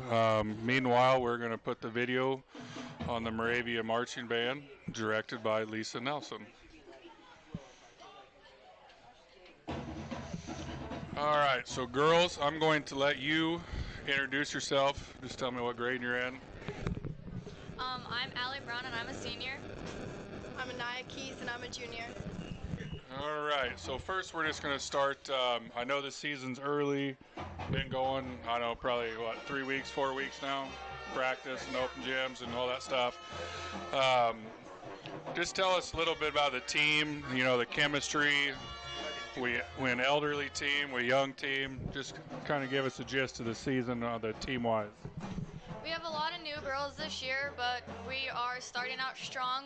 It's a fun team to work with. We all get along great, and there's some good things we're seeing in practice. We improve every day. We lost a couple of our seniors last year, but we got a lot of good ones coming in this year. All right, that was senior Allie Brown. Next, we're going to go. Just tell us a little bit how the season, record-wise, is going. Who you've played, and maybe who you got coming up. Right now, our record is 2-3. We've done a lot of scrimmaging against other teams. We haven't done bad against them. We could definitely do better. On Monday, we went to Albia for a scrimmage that does count on our record, where we played pretty good. And then on Tuesday, we went to Davis County for a team scrimmage, and we did okay. We definitely know where our weaknesses are and where we must improve soon. On Tuesday, we travel to Southeast Warren for a varsity scrimmage that counts on our record, and we will play Southeast Warren, Colfax Mingo, and Ankeny Christian Academy, and that's all we have for next week. Now, you played Moulton last night, correct? Yes. We played Moulton last night. It was 3 out of 5. It wasn't a conference game, but we did very, very good. A lot of good things we saw last night, and hopefully better from there. You actually broke out the broom on that one, right? 3-0 sweep? Oh, yeah. We did really good. Destroyed. All right, so next we're just going to talk a little bit how practice has been going, the team chemistry, energy-wise. We'll go from there. The energy so far on the season is really good. Everyone's super excited and super pumped about the rest of the season. Seen a lot of good things in practice, trying a lot of new and different things, drills, and it's looking really good for us. Who is the kind of the go-to, the captains of the team this year? There's a couple seniors on the team, I believe. So just kind of give us an update on captain-wise. We have 6 captains this year. We have seniors Bailey Batterson, Jasmine Lewis, and Isabel Glick. And then we have 3 juniors captains, which are myself, Anaya Keith, Isabel Haynes, and Michaela Fritz. And we're kind of just the go-tos. If any underclassmen need anything, they just come to us and we get things figured out and help them out. All right. Next is probably going to be the last question, so Tyrell can get back to giving some stats and all that good stuff. I know it's early, Anaya, but outlook of season, kind of team goals. I believe the conference is split, kind of east, west, north, south, whatever you want to call it. So just kind of give us a quick update on outlook of the season for you coaches and girls. I honestly think our season this year is going to go great. I've seen so many good things against hard teams that we play that we just feel really good as a whole, and I have so much confidence in our team, and I think we can just go out there this year, relax, stress-free, and just honestly kick butt. All right, so I'm going to put you girls kind of on a hot box kind of deal, hot seat, whatever you want to call it. First question, I'm going to start with you, Allie. Favorite food? Pizza. Anaya, favorite food? Fried chicken. I'm going to go with, what do you do in your hobbies? I ride horses. Fish and play softball year-round. All right, so there you have it. We have Anaya Keith, junior here at Moravia, and we have Allie Brown as senior here at Moravia. Do you girls have anything to add? When's the next game? Anaya's got something to add, so here we go. Well, our next game is at Southeast Warren on Tuesday, so it's a long haul to get there, but we sure would love all the support. We only have 3 home matches this year, and it's not a lot, but it means so much to have as many people out there in the crowds as we can, getting excited and just following us all season, keeping us going and getting excited. I agree with Anaya. Having you guys there and supporting us does make all of us girls feel really good. So I'm excited about the season. I know Anaya's excited about the season, and I know our girls are excited. So we're ready. All right. Well, we wish you good luck, girls. We'll try to be, next home game, try to get you guys back at halftime. Thank you. So just real quick here, we got 8 minutes left until the halftime gets going, then they get 3 minutes to stretch. We got the Mohawks on top of Twin Cedars Sabres. It's 31-6 here. The Mohawks team, we got a first-year quarterback in there. He's a little jittery back there when he goes to pass, but luckily when you have state track speed, you can make anything happen. Our defense has played really well. I mean, we've called the Cormany boys several times out there on tackles. It just, both the Martin boys, Ethan had a big knockdown there going into on a 4th down play that disrupted a pass. So, as we head into next week to New London, we know they're good, but also at least it'll tell us where we're at and what we need to work on against a high-powered team in New London. So Tyrell's going to take this back. Just keep looking forward to the halftime interviews here at the home games, and maybe on away games, if we can find a couple student bodies or coaches, we will get them into you. All right.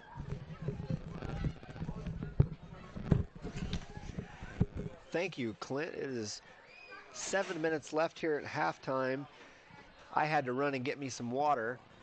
Nice for Clint Woodward to be able to step in there and do the halftime interviews with Allison Brown and Anaya Keith. And yes, we would like to, at home games, try to get some interviews with some other just different people in the community and different athletes out there for the Mohawks.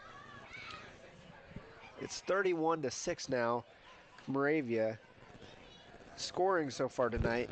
Caden Whitlow has a touchdown reception from Will Martin.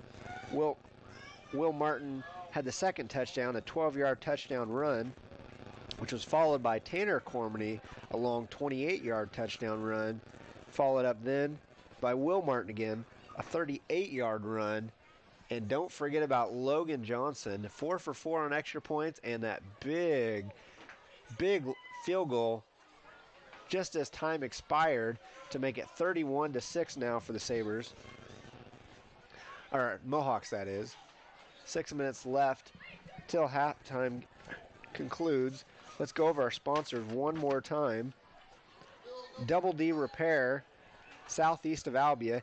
It's an ag and heavy equipment repair shop. Take it to them or they'll come to you with their mobile service truck. Call Double D Repair for all your large and small equipment repairs.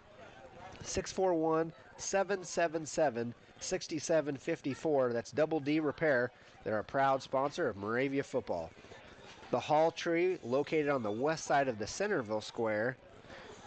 Women's fashion boutique carrying all the trendy name brand clothes from junior to plus sizes, where fashion is fun and a good customer service is a must. The Hall Tree on the square in Centerville, proud sponsor of Moravia Athletics. Hardee's wishes everyone a happy and healthy playing season this year. Tune in to Hardee's football preview show on KIIC Fridays at 7 a.m. live from Hardee's there in Albia, proud sponsor of Moravia Athletics. Lighthouse Church the Nazarene in Moravia welcomes you to worship with them Sundays at 10:30 a.m. and 6 p.m.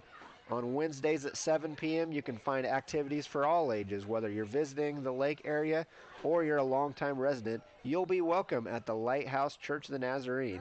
Lighthouse is proud of Moravia athletes. M&W Welding has been in business in southern Iowa since 1979. Located southeast of Moravia, they build inline and side-by-side hay trailers. They can also build all your tractor and skid loader attachments to get the job done. Proud sponsor of Moravia Athletics. Rathbun Marina is the premier boating destination on Rathbun Lake. Rathbun Marina has over 288 campsites, a newly remodeled store, marine service and repair, fuel dock and boat, trailer storage, and tight security. If camping isn't your thing, stay at the Lakeside Inn, where every room has a lake view balcony. Rathbun Marina is a proud sponsor of Moravia football.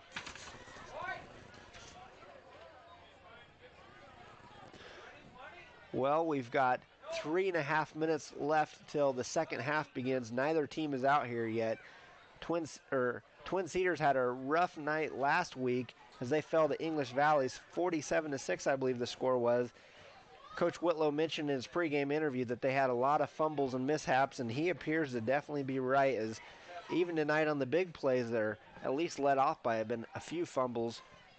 Twin Cedars has really shot themselves in the foot a few times, and then it sure hasn't helped the speed that Moravia has shown tonight. I've been very impressed as when Twin Cedars came out, very big up front, moving the ball with Messmaker and the Denbergen and McCombs in the backfield, but Moravia's just had that speed even when Twin Cedars have been able to break through the line. Will Martin around the side, Tanner Cormany up the gut. It's been all Mohawk so far tonight, and don't forget about Logan Johnson, who's having a great game kicking. He keeps this up. Just a junior. He could be getting some college looks with that leg. Good job tonight, Logan Johnson. The refs are coming back out, but I don't see either team yet making it back out. We've got just a little over 2 minutes before the second half.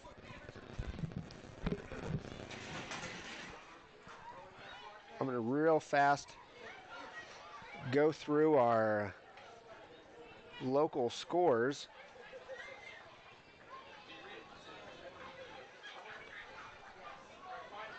Here we've got Moravia with a 31-6 lead at halftime over Twin Cedars. Norwalk has a 13-0 lead over Indianola. Eddyville-Blakesburg Fremont jumped out to a 14-0 early lead, but now it's 14-13 with them and East Marshall. The Wayne Falcons have a 14-6 lead over Woodward. Oskaloosa Indians are clinging on to a 19-16 lead over Pella Christian. That's a tough game there. Pella Christian was the only team during the regular season Oskaloosa lost to last year, and they're looking to avenge that loss tonight. Sigourney Kyoto has a 21-0 lead in the backyard brawl over Pekin. Ottumwa having a great night tonight, up 27-7 over Burlington. Pella, all that tradition there, they've got a 7-0 lead over Dallas Center Grimes. North Tama's up on North Mahaska 46-0. Creston Orient Maxburg with a 7-0 lead on Sheraton. Fairfield has a 9-7 lead on Knoxville. Mount Pleasant is up 14-0 in the second quarter over Clear Creek Amana. PCM up 15-0 on Newton. And the Centerville Big Reds have a decent 34-12 lead over the Albia Blue Demons here in the Battle of Highway 5. That's taking place just up the road in Albia.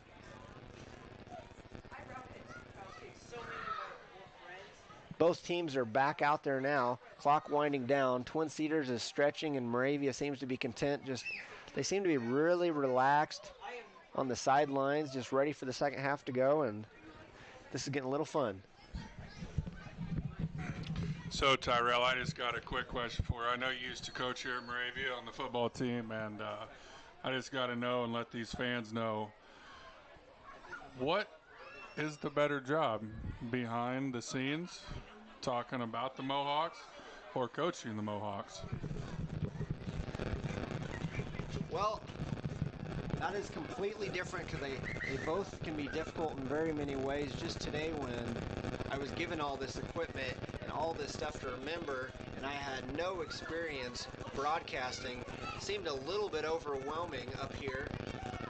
But it sure is a whole lot easier when you've only got a few nights a week to worry about this, where coaches, they put in so much time in the off season and all throughout the week in practices and then games and long bus rides. I know myself, I've got a whole lot more free time whenever I'm just up here, and I'm enjoying both. It's great to be out there with the kids coaching. It's really rewarding, and it's nice to be able to be up here in the booth and just be able to watch the games. And tonight's been a good one to watch as Moravia has a 31-6 lead. Thankful for the opportunity that was brought to us by KIAC Thunder and Albia. And I know the coaches out there are having a great time as well.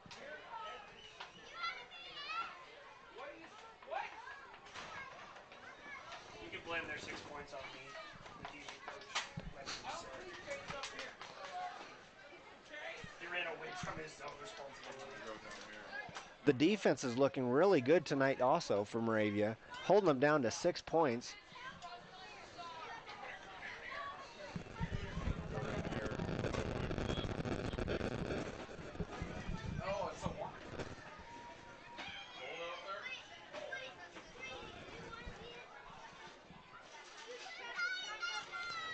starting to get a little cooler out there right now, but it's great football weather.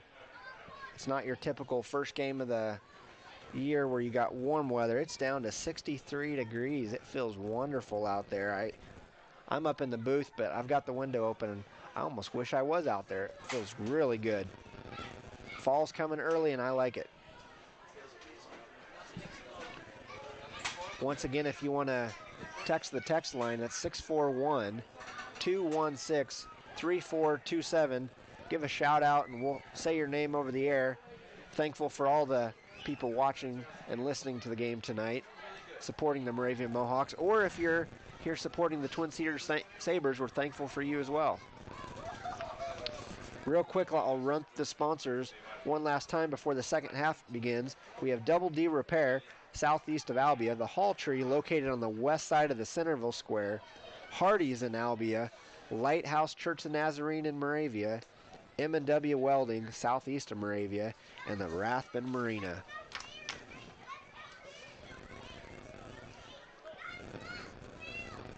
Time is ticking down now. Moravia started the game, that is, with the ball. Twin Cedars should be receiving to start this one now. We'll have to see if Moravia is going to kick deep, or they've really been going to that squib kick quite a few, but with a 31-6 lead, I look for them to kick it deep and pin the Sabres back.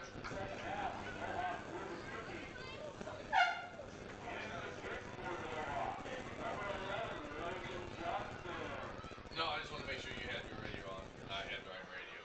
I guess two of them.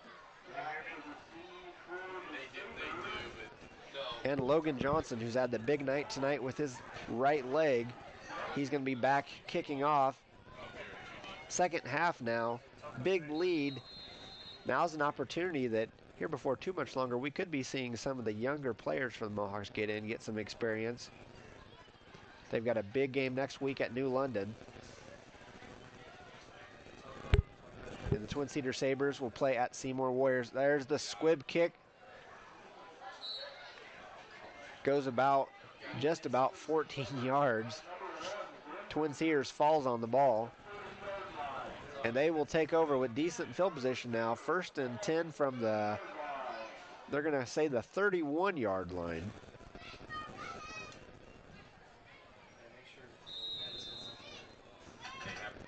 And it is now the third quarter.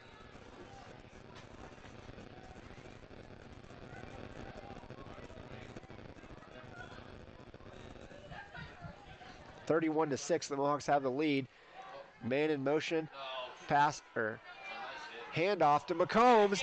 He's getting wrestled around, and the ball just squirts 6-7 yards in front of him.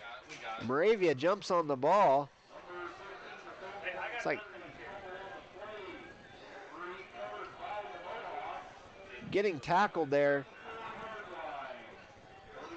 Got swung around, and the ball squirts loose. Moravia falls on the ball. It's hard to tell with those gray letters what number fell on the ball there. And Moravia has the ball again. Going to work is going to be Will Martin at center, or quarterback, that is, behind center. There's two of them up here, I guess. Both of them have to be on. I don't know. It's weird. In motion's Tanner Cormany. Will Martin gets the ball to him, goes up the middle, just about tackled, going through several defenders. A big 30-yard gain.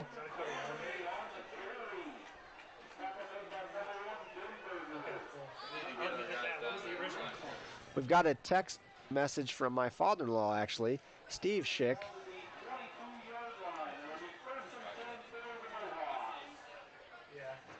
He's listening in South Carolina right now. He's a truck driver for Kentucky, and it appears that he's in South Carolina right now. He says, "Go Mohawks." So we've got people listening all the way in South Carolina. Thank you for that. Oh, yeah, it is. Will Martin with the keeper there, up the middle. Oh, and he loses the ball. We saw Sabre a bunch in practice. Not sure if he was able to recover. We're not even getting touched.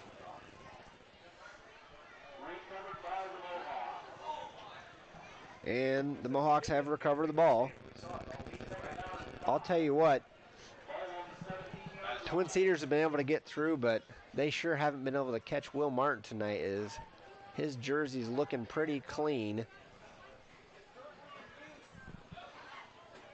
Not gonna lie, I don't know. I was trying to figure out how to get the sets up there. Man in motion, and there's going to be a flag. I would imagine it's going to be false start. We'll see. And there's the signal. False start on the Mohawks. It's going to be a 5-yard penalty, which is going to bring it back to 2nd and 10.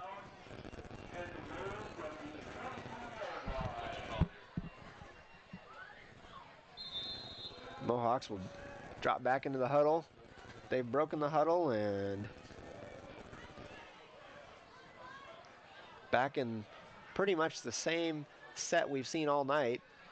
Split backfield, spinner back, motion.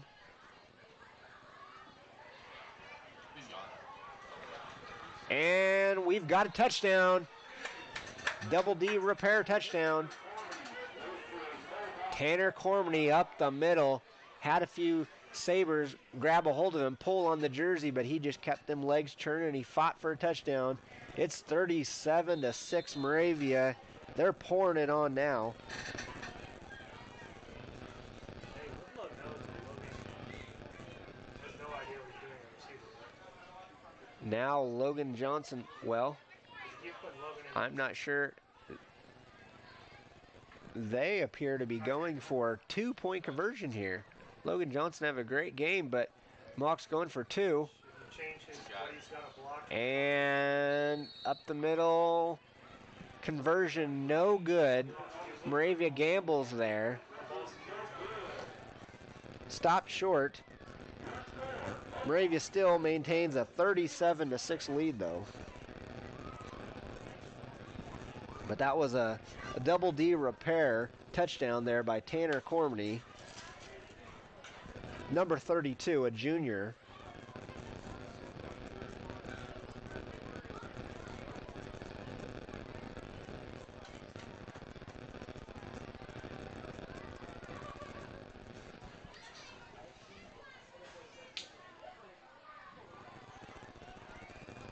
We have 10 minutes and 47 seconds remaining in the third quarter, and it's been all Moravia thus far.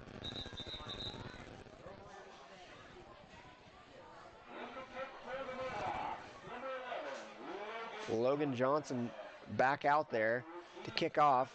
Had a great game. He's had a good right leg tonight. You got to wonder how much longer Will Martin and some of the starters will be in, as this is,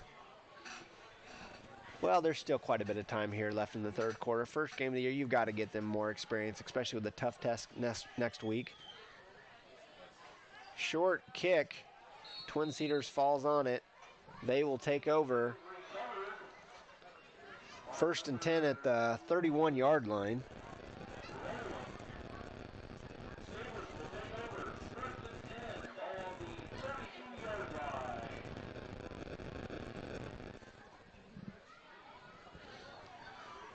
Want to send a shout out to Les Treba and Chris Sheely in South Carolina.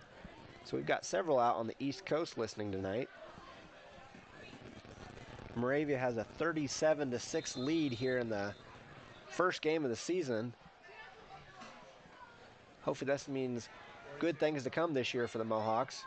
Man in motion. Dallas Clark finds, and it's just a little bit ahead of his intended target there. Incomplete pass for the Sabres.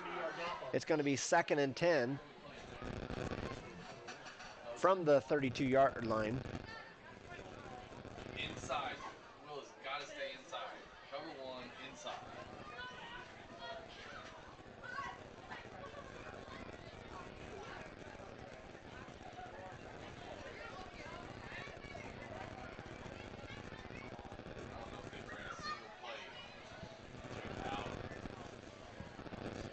Good crowd here tonight, but if you can't be here, you can listen to the game on the Thunderbolt app or on KIIC Thunder Country's website. Snap goes over the head of Dallas Clark. Another costly fumble for the Sabres. Jumped back on, but a huge loss there as it is third and about a country mile. Just over 10 minutes left in the third quarter. Twin Cedars really appears to be unraveling now. Hey, keep everything. Don't be beat over the top here. Keep everything in front of you. Third and 22. Sabres really need a big play, something to get them back in the game. There we go. Another handoff, another deep loss. Mohawks with a big tackle there. And it's going to be fourth and even longer.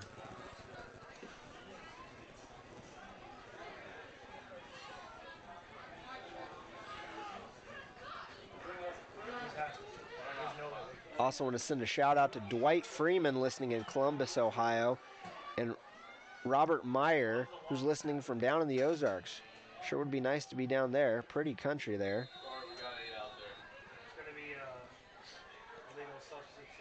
And looks like DJ and Sarah Hoff are listening in Clarksburg, West Virginia. I don't even know how many people are listening in Iowa, but we have several out on the East Coast and even down in the Ozarks.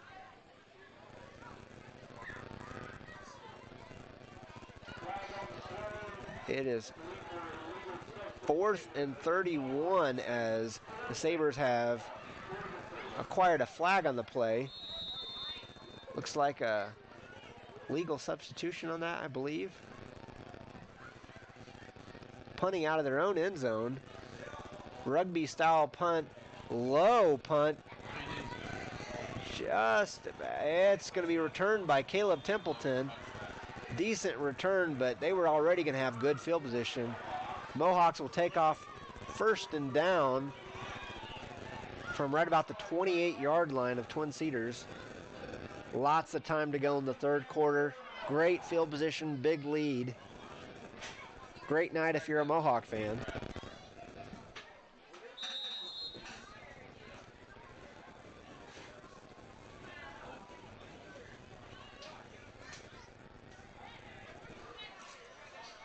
Back in the split backfield. Tanner Cormany goes in motion, and it's handed off to him. Goes along the right side, cuts left. He's brought down, but not till after a gain of about 7 yards. There's Tanner Cormany.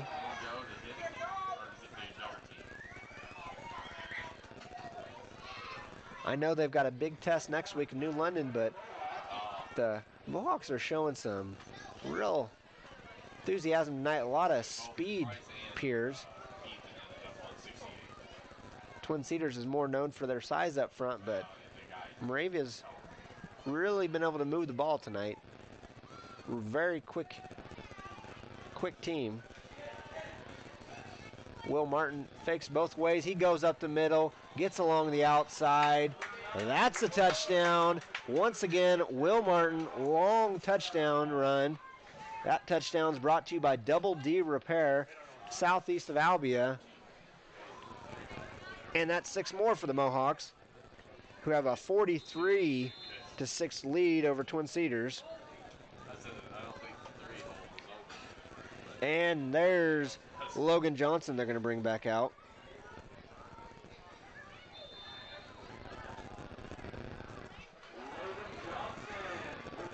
Logan Johnson with the extra point. It is up and it is good. 44-6 now. Moravia all over the Twin Cedars Sabres. Midway through the third quarter. Now we have Nathan Schick listening from Montana. So it's not just the East Coast and South, but we've got people out west too. So let me make sure I have these right. So if they're tight or Okie base.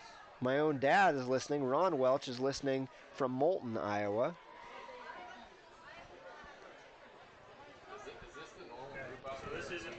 So this isn't what you. Okay, so this isn't what you wrote up on. Okay. I don't see either one. And it is 44-6 now for Moravia.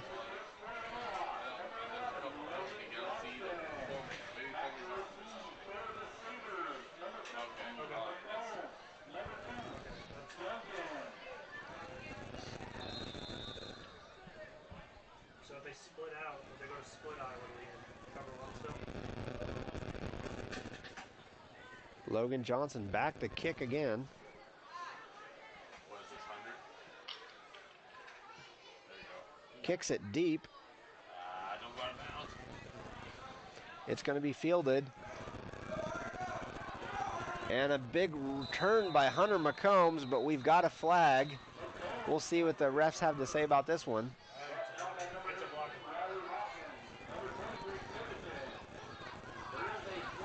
And there's block in the back on Twin Cedars. They'll have the ball, first down, but they won't get all the yardage from their turn there.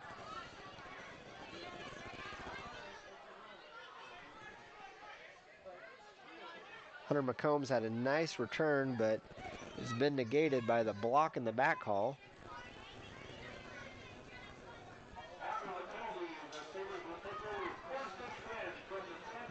The Twin Cedars Sabres will take over 1st and 10 from their own 10-yard line, so the shadow of their own goalpost.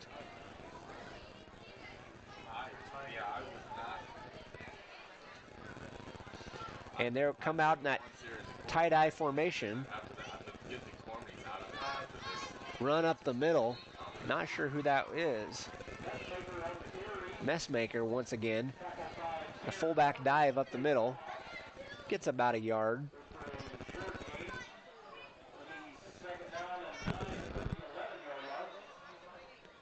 Second and 9 from the 11-yard line.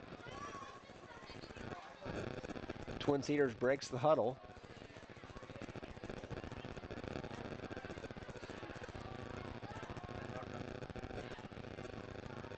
Clark takes the snap.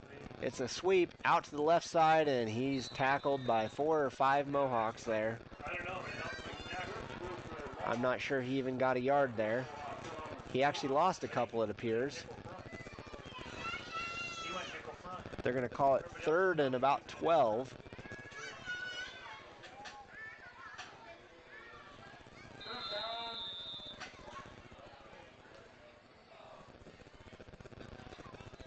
And there appears to be an injured player there. So they will go out to tend to him, injured player for the Sabres.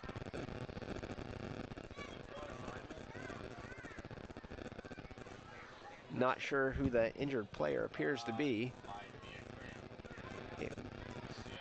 I'm not sure that it's a real severe one. First game of the year. Makes me wonder if it's possibly a cramp. Looks like a leg injury. There is movement on the ground, I know.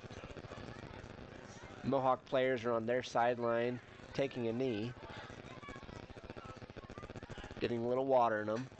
Very important to get plenty of water first game of the year. And all throughout the year, that is. While we've got a break, let's real quick run through our sponsors once again. That's Double D Repair, southeast of Albia. The Hall Tree, located on the west side of the Centerville Square. Hardee's in Albia. Lighthouse Church the Nazarene in Moravia. M&W Welding, southeast of Moravia. And the Rathbun Marina. The injured player appears to be okay, walking off on his own power.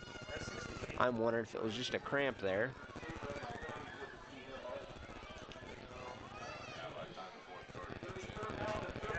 And it's going to be 3rd down and about 13 yards to go. 7:06 to play here in the 3rd quarter. Twin Cedars is in tight. The snap. And he drops back after the play action, and Dallas Clark overthrows Levi Messmaker, the intended receiver. It's going to be 4th and long. That's supposed to be a cover 1, right? Appears the Sabres will probably punt here, I would imagine, to the Mohawks.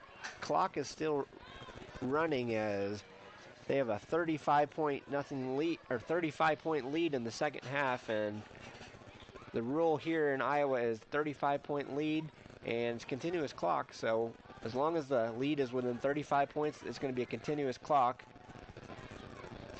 Rugby style punt. Jumping in there is Caleb Templeton. A few jukes and he is brought down. A very good low tackle by number 1 Braden Denberger.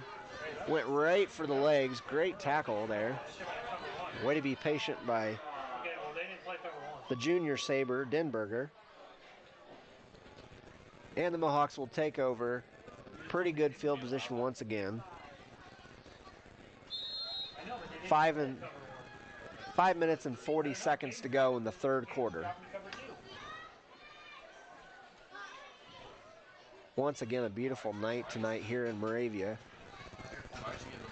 Will Martin's going to take the snap after Tanner Cormany goes in motion. He hands it off to Cormany. Runs through a few holes. Big gain there. 12 yards, it appears.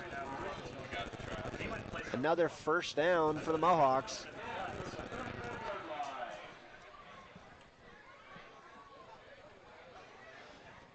The Mohawks really appear to be clicking on all cylinders tonight.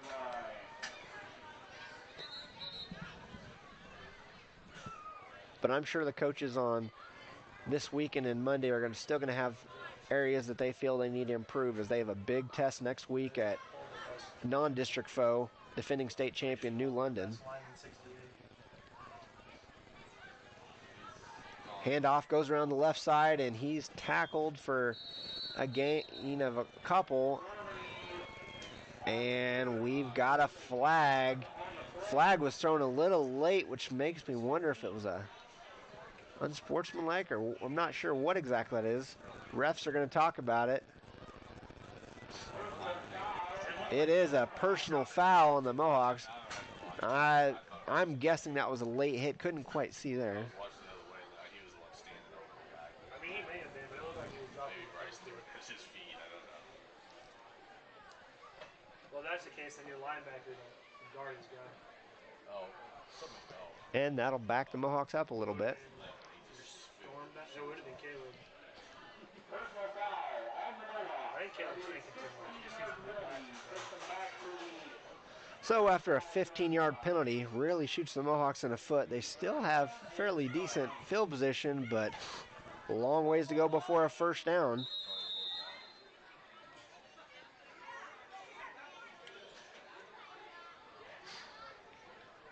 Will Martin gets Brett Martin, or not Brett Martin, but Brett Cormany up the gut. He might have been touched once, but he's got a touchdown.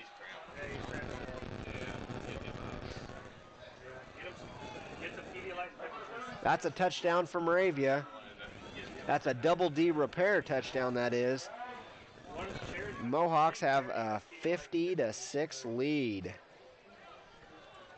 Commanding lead here in the third quarter.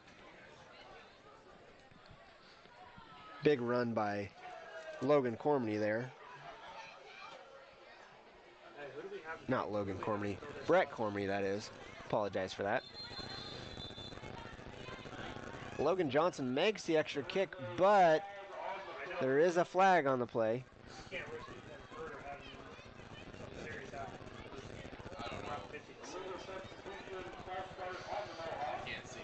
Yeah, appears to be a false start penalty on the Mohawks. And Logan Johnson may get a chance, another kick, but a longer one, that it.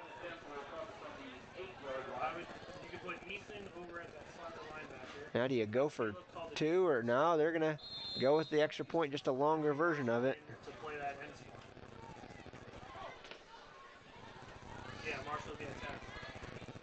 Hold is down, the kick is up, and that was just, it almost appears to be easy for Logan Johnson. Another nice boot.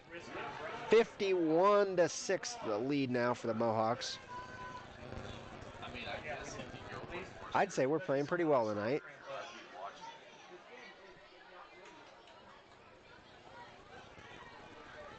He's in the middle of the huddle. Jamie's telling him the same thing. Yeah, I don't.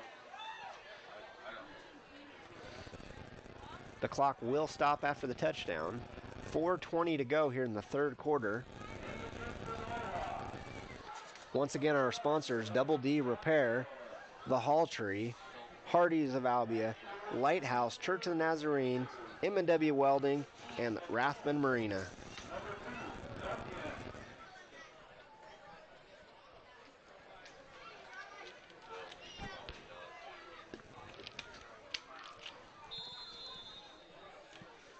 Mohawks are set to kick off. They break the huddle.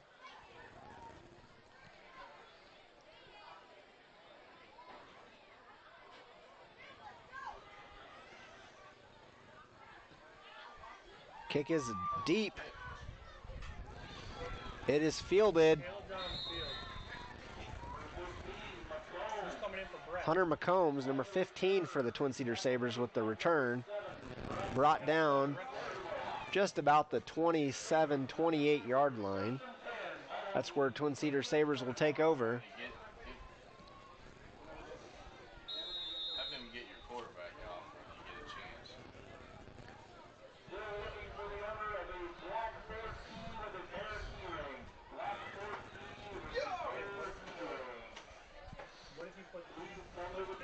Now with the big lead, the game's pretty much set in stone. You don't want to get injuries, but you still would like to get some experience. First game of the year, big game next week.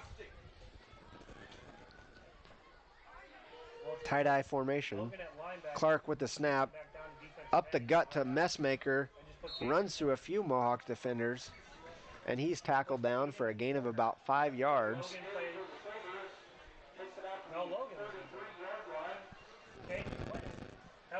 Messmaker with the gain. Puts the ball on about the 33-yard line of the Sabres. Good crowd here tonight. Great weather.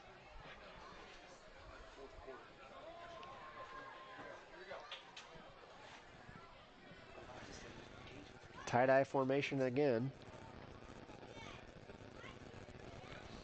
Clark to Denbergen. Up the gut, and he appears to have a first down, I'd say. And he does. Chains move after a 6-yard gain by Braden Denbergen.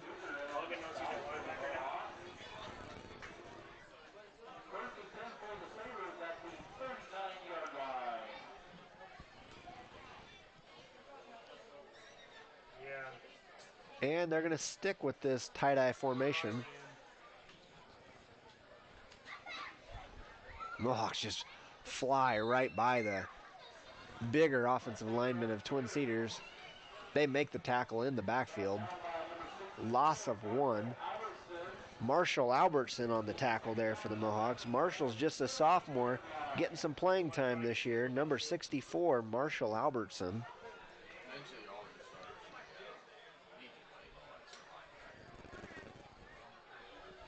And back in the tie-dye formation for Twin Cedars. Dallas Clark takes the snap, drops back, and he didn't have a chance. As soon as the ball was in his hands, he had a Mohawk defender on him. I think that was Ethan Martin on the tackle there. I couldn't quite tell.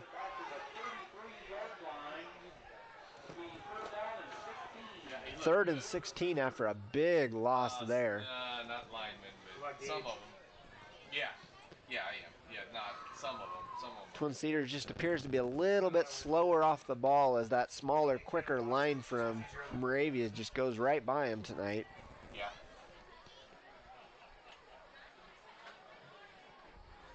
Still a long season. Keep your heads up, boys.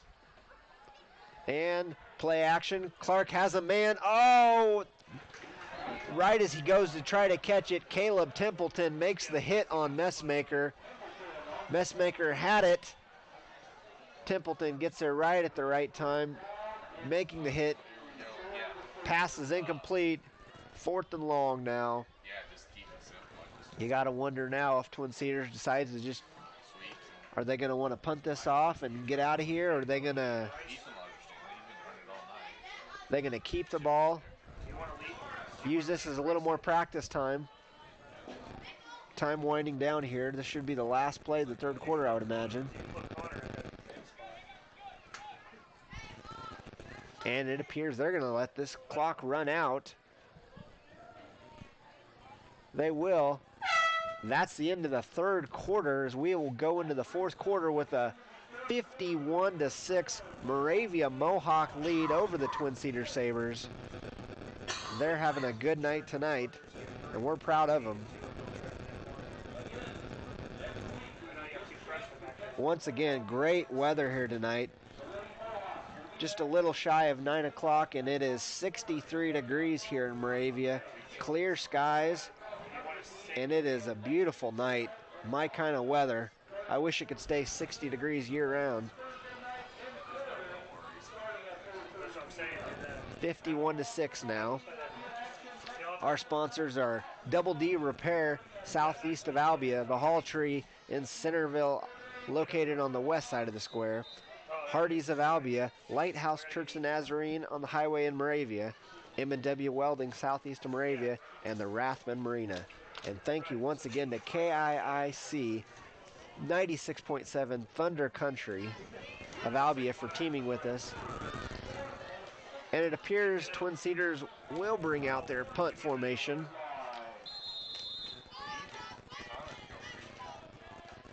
I think at this point you just want to get out of here healthy, get this game over with.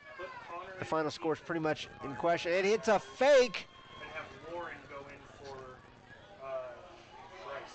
Oh, wow, folks. Twin Cedars punter has been rolling out right with a rugby style punt all night long. Rolls right this time. This time he decides to keep it. About to be tackled shy a couple yards of the first down, but he makes it. Big first down, gain of about 25 yards, I'd say. Not quite sure on that, but the punter, let me make sure I got the name here. I think that was Cade Duncan with the run there. Successful one?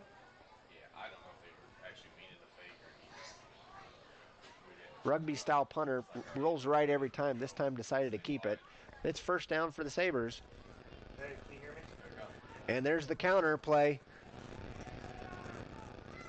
Can you hear me?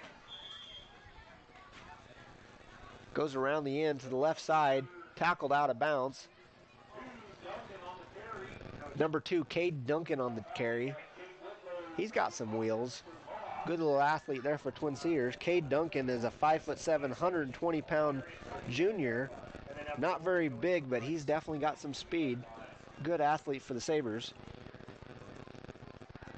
Just Connor can play that line.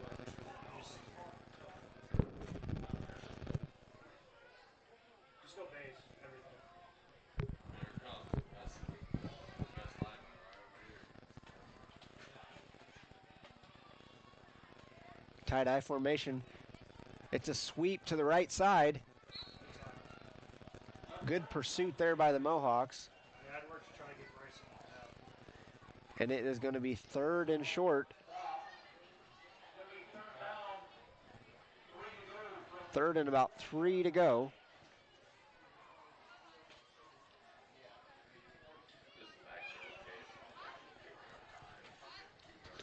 And Twin Cedars comes up to the ball once again. This time they're in that spread formation. Man in motion, jet sweep.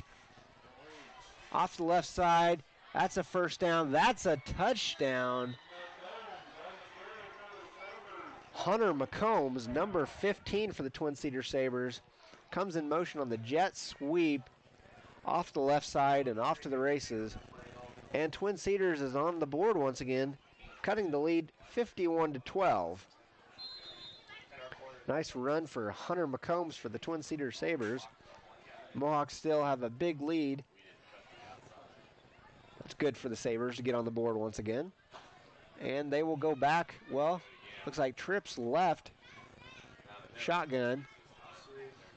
Motion once again. They tried that jet sweep who they've had successful with a few times, but this time there's a fumble, not going nowhere. 2-point conversion, no good. Mohawks have a 51-12 lead now. Still a very comfortable lead for the Mohawks. And then you can put Trenton in for Caden, and then you've got all your starters out. Some area scores. North Tama has a 61-0 lead over North Mahaska. Eddyville Blakesburg Fremont leads East Marshall 24-20. Sigourney Kyoto is up 34-7 on Pekin. Mount Pleasant up 14-6 on Clear Creek Amana. Wayne has a 22-12 lead over Woodward Academy. Pella Christian has taken the lead over Oskaloosa 22-19. That appears to be a very good ball game. Ottumwa Bulldogs have a 27-7 lead over Burlington. Pella Dutch have a 14-0 lead over Dallas Center Grimes. Fairfield is beating Knoxville 9-7. Norwalk up 13-0 on Indianola. PCM ahead of Newton 15-7. Centerville Big Reds, last I've heard, 34-12 lead on Albee at the half. Keokuk has a 26-0 lead over Davis County. Onside kick by the Sabres, recovered by Moravia, and the Mohawks will go to work with just over 9 minutes to go in the ball game. 51-12, Moravia Mohawks have a very comfortable lead over the Twin Cedars Sabres, and now at this point, it's just about getting out of here without injuries and getting some of your younger kids some experience, getting some of that depth that you'll probably need later on in the season. Maybe work on some kinks.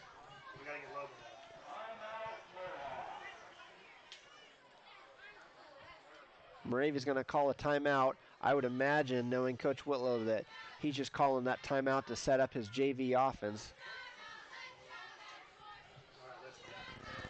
which is exciting for the younger kids to be able to get in and get some playing time here on a Friday night. Beautiful Friday night tonight, folks. Clear skies, a cool 62 degrees.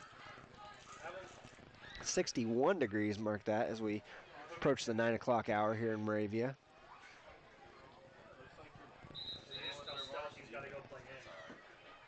Moravia once again travels to New London next week in a very tough non-district game against the defending state champions.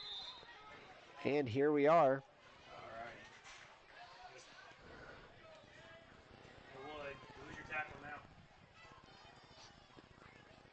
Man in motion. Hands off to him. He's tackled. That was number 5, Trenton Clayworth, a freshman. Good for that freshman there, Trenton Clayworth, to get a little playing time. Runs the ball. A little bit of a loss, though. 2nd and 16 for the Mohawks after the loss of 6 by Trenton Clayworth. Snap, in motion again. We got a handoff to, appears to be Dalton Irving, sophomore for the Mohawks.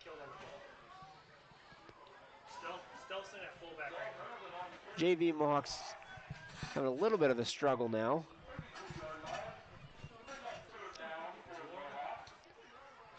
Which is expected at a younger age in first game of the season. There's a big difference between junior high football and varsity football. Man in motion. We've got a man open. Finds them. First down, it appears. And we've got another freshman on there, Riley Hawkins, number 18 with the catch, wide open. The kid is just tall and long and lanky. I thought it was Logan Johnson for a minute. Got good size for a freshman. Riley Hawkins with the catch there.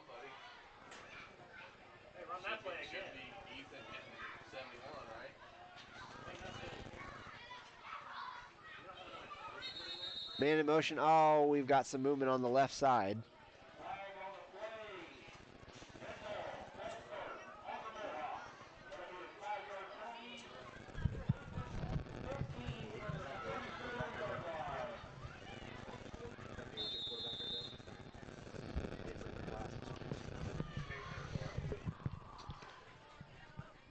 Freshman quarterback Gage Haynes is in right now for Will Martin, running the JV offense.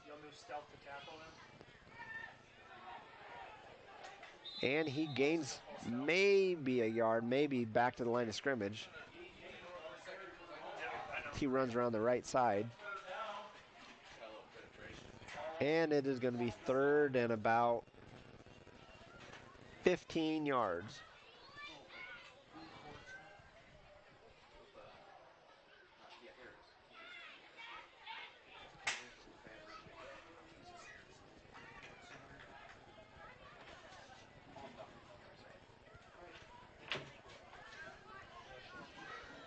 There's the man in motion. Trenton Clayworth runs around the left side. He's tackled.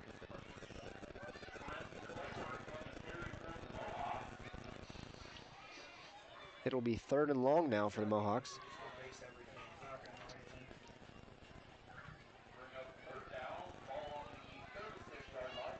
They don't know the cover switches.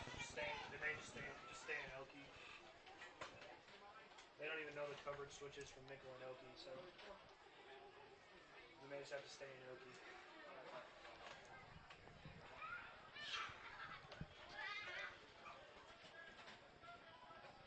And there's the man in motion. There's the snap. Gage Haynes a little high. Catches it. He's going to keep it and go left, but he's met there by a white jersey from Twin Cedars. And it's going to be 4th and long. And I'd say we'll see the punt team now, as there's just a little over 5 minutes to go in the ball game. Score 51-12, Moravia. Good start for the Mohawks.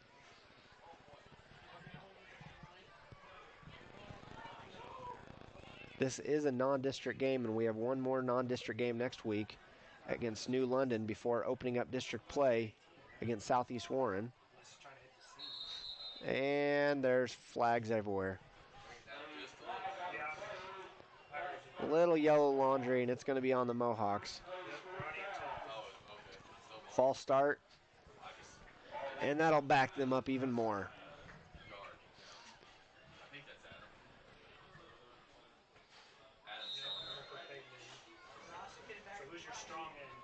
Fourth down and very long. Mohawks are not punting. They're going to go for it.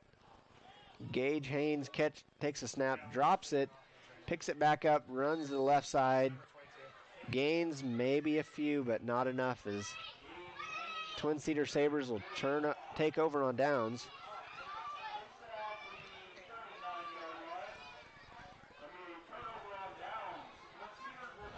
Clock is ticking.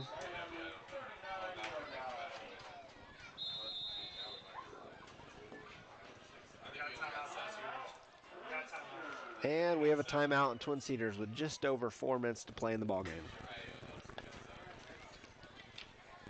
I want to thank once again our sponsors for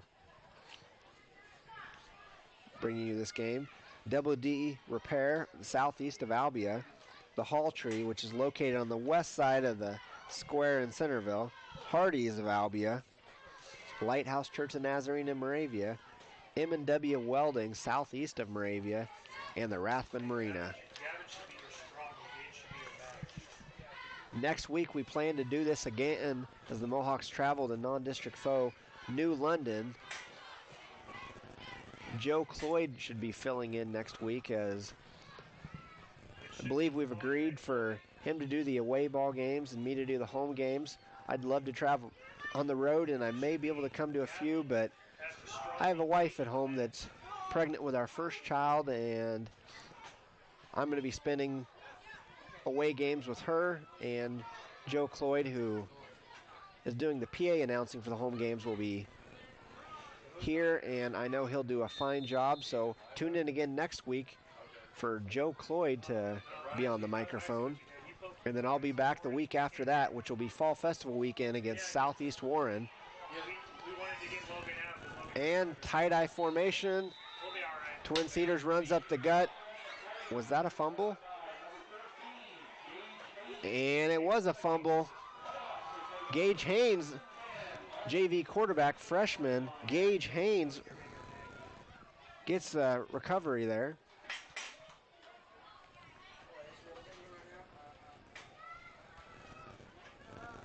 Right now. 3.5 minutes to go. You only have 7 out there. And the JV Mohawks will come back out for what looks to be one more series here before the end of the ball game. Missing our guard here. You're missing Peyton, your guard. Timeout on the Mohawks is they didn't even have enough men on the field.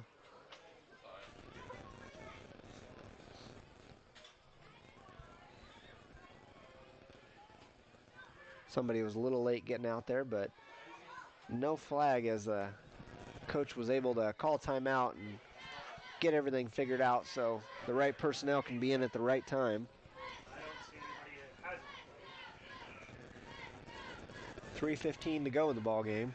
Moravia holding on to a 51-12 lead. Ronnie's played one play and Connor's played one play. That's going on. The center's Marshall.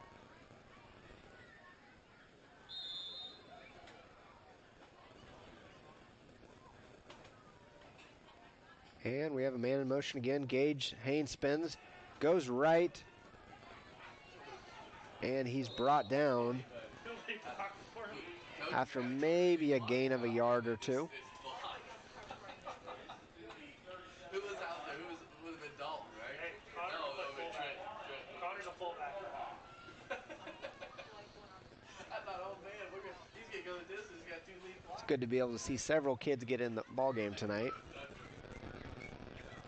all right. It's all right. I know the Mohawks are not at full strength, which they should be here in the coming weeks, but looking good tonight. A high snap, handoff to Dalton Irving, goes around the left side, and he's brought down for a loss of 1. And it's going to be 3rd down, just over 2 minutes to go in the ball game.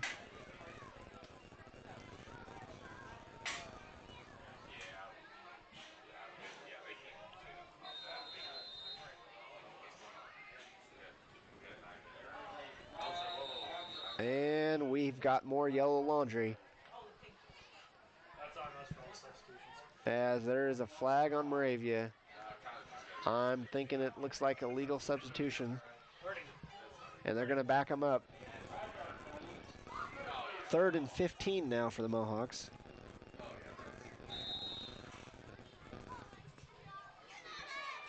Just patting the stats. This play right here. Just patting the stats. If we go defense, we can leave Ronnie in there. Okay. That works. 'Cause that keeps Man in motion, here's the snap. Spun around, and he is thrown down by number 4. Well, I don't have a number 4 on the roster for Twin Cedars. I'm not sure who exactly that was, but jersey says number 4 for Twin Cedars. Big tackle there. Huge loss. And it's 4th and 21. Get on the field and say something,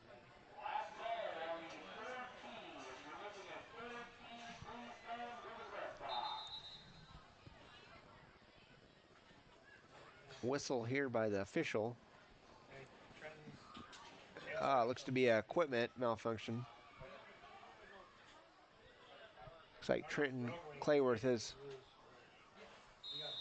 chin strap appears to be loose, hanging out. Can't have that. So as he comes out of the ball game to attend to his helmet issue.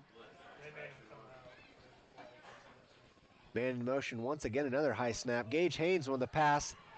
Pass is complete. Oh! Dalton Irving with the reception. Gets a big scamper, but it's knocked out from behind. And really, folks, Twin Cedars recovers that, but that just works out as a short punt as he has a nice size gain and the ball squirted forward. Twin Cedars will gain the possession, but I'm not sure if they're going to run one more play. Yeah, it appears they are. This should be the final play of the ball game. Good night for the Mohawks. And we have a timeout. Timeout for Moravia. 6 seconds to go. Send a Mad Dog right here. Moravia's called the timeout. I don't know if it's to get an extra person in or what exactly they want to work on. I can't imagine Twin Cedars will do much more than take a knee here, as you don't want to fumble and see this lead stretch.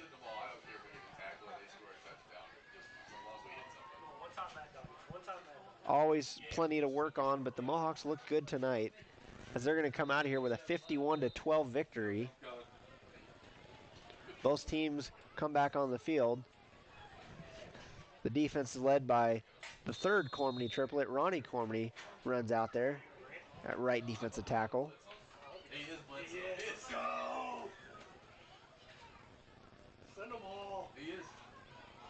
And there appears to be a fumble. But that's going to be the last play of the ball game. That's it, folks. Moravia Mohawks opened the season with a big 51-12 victory here at home.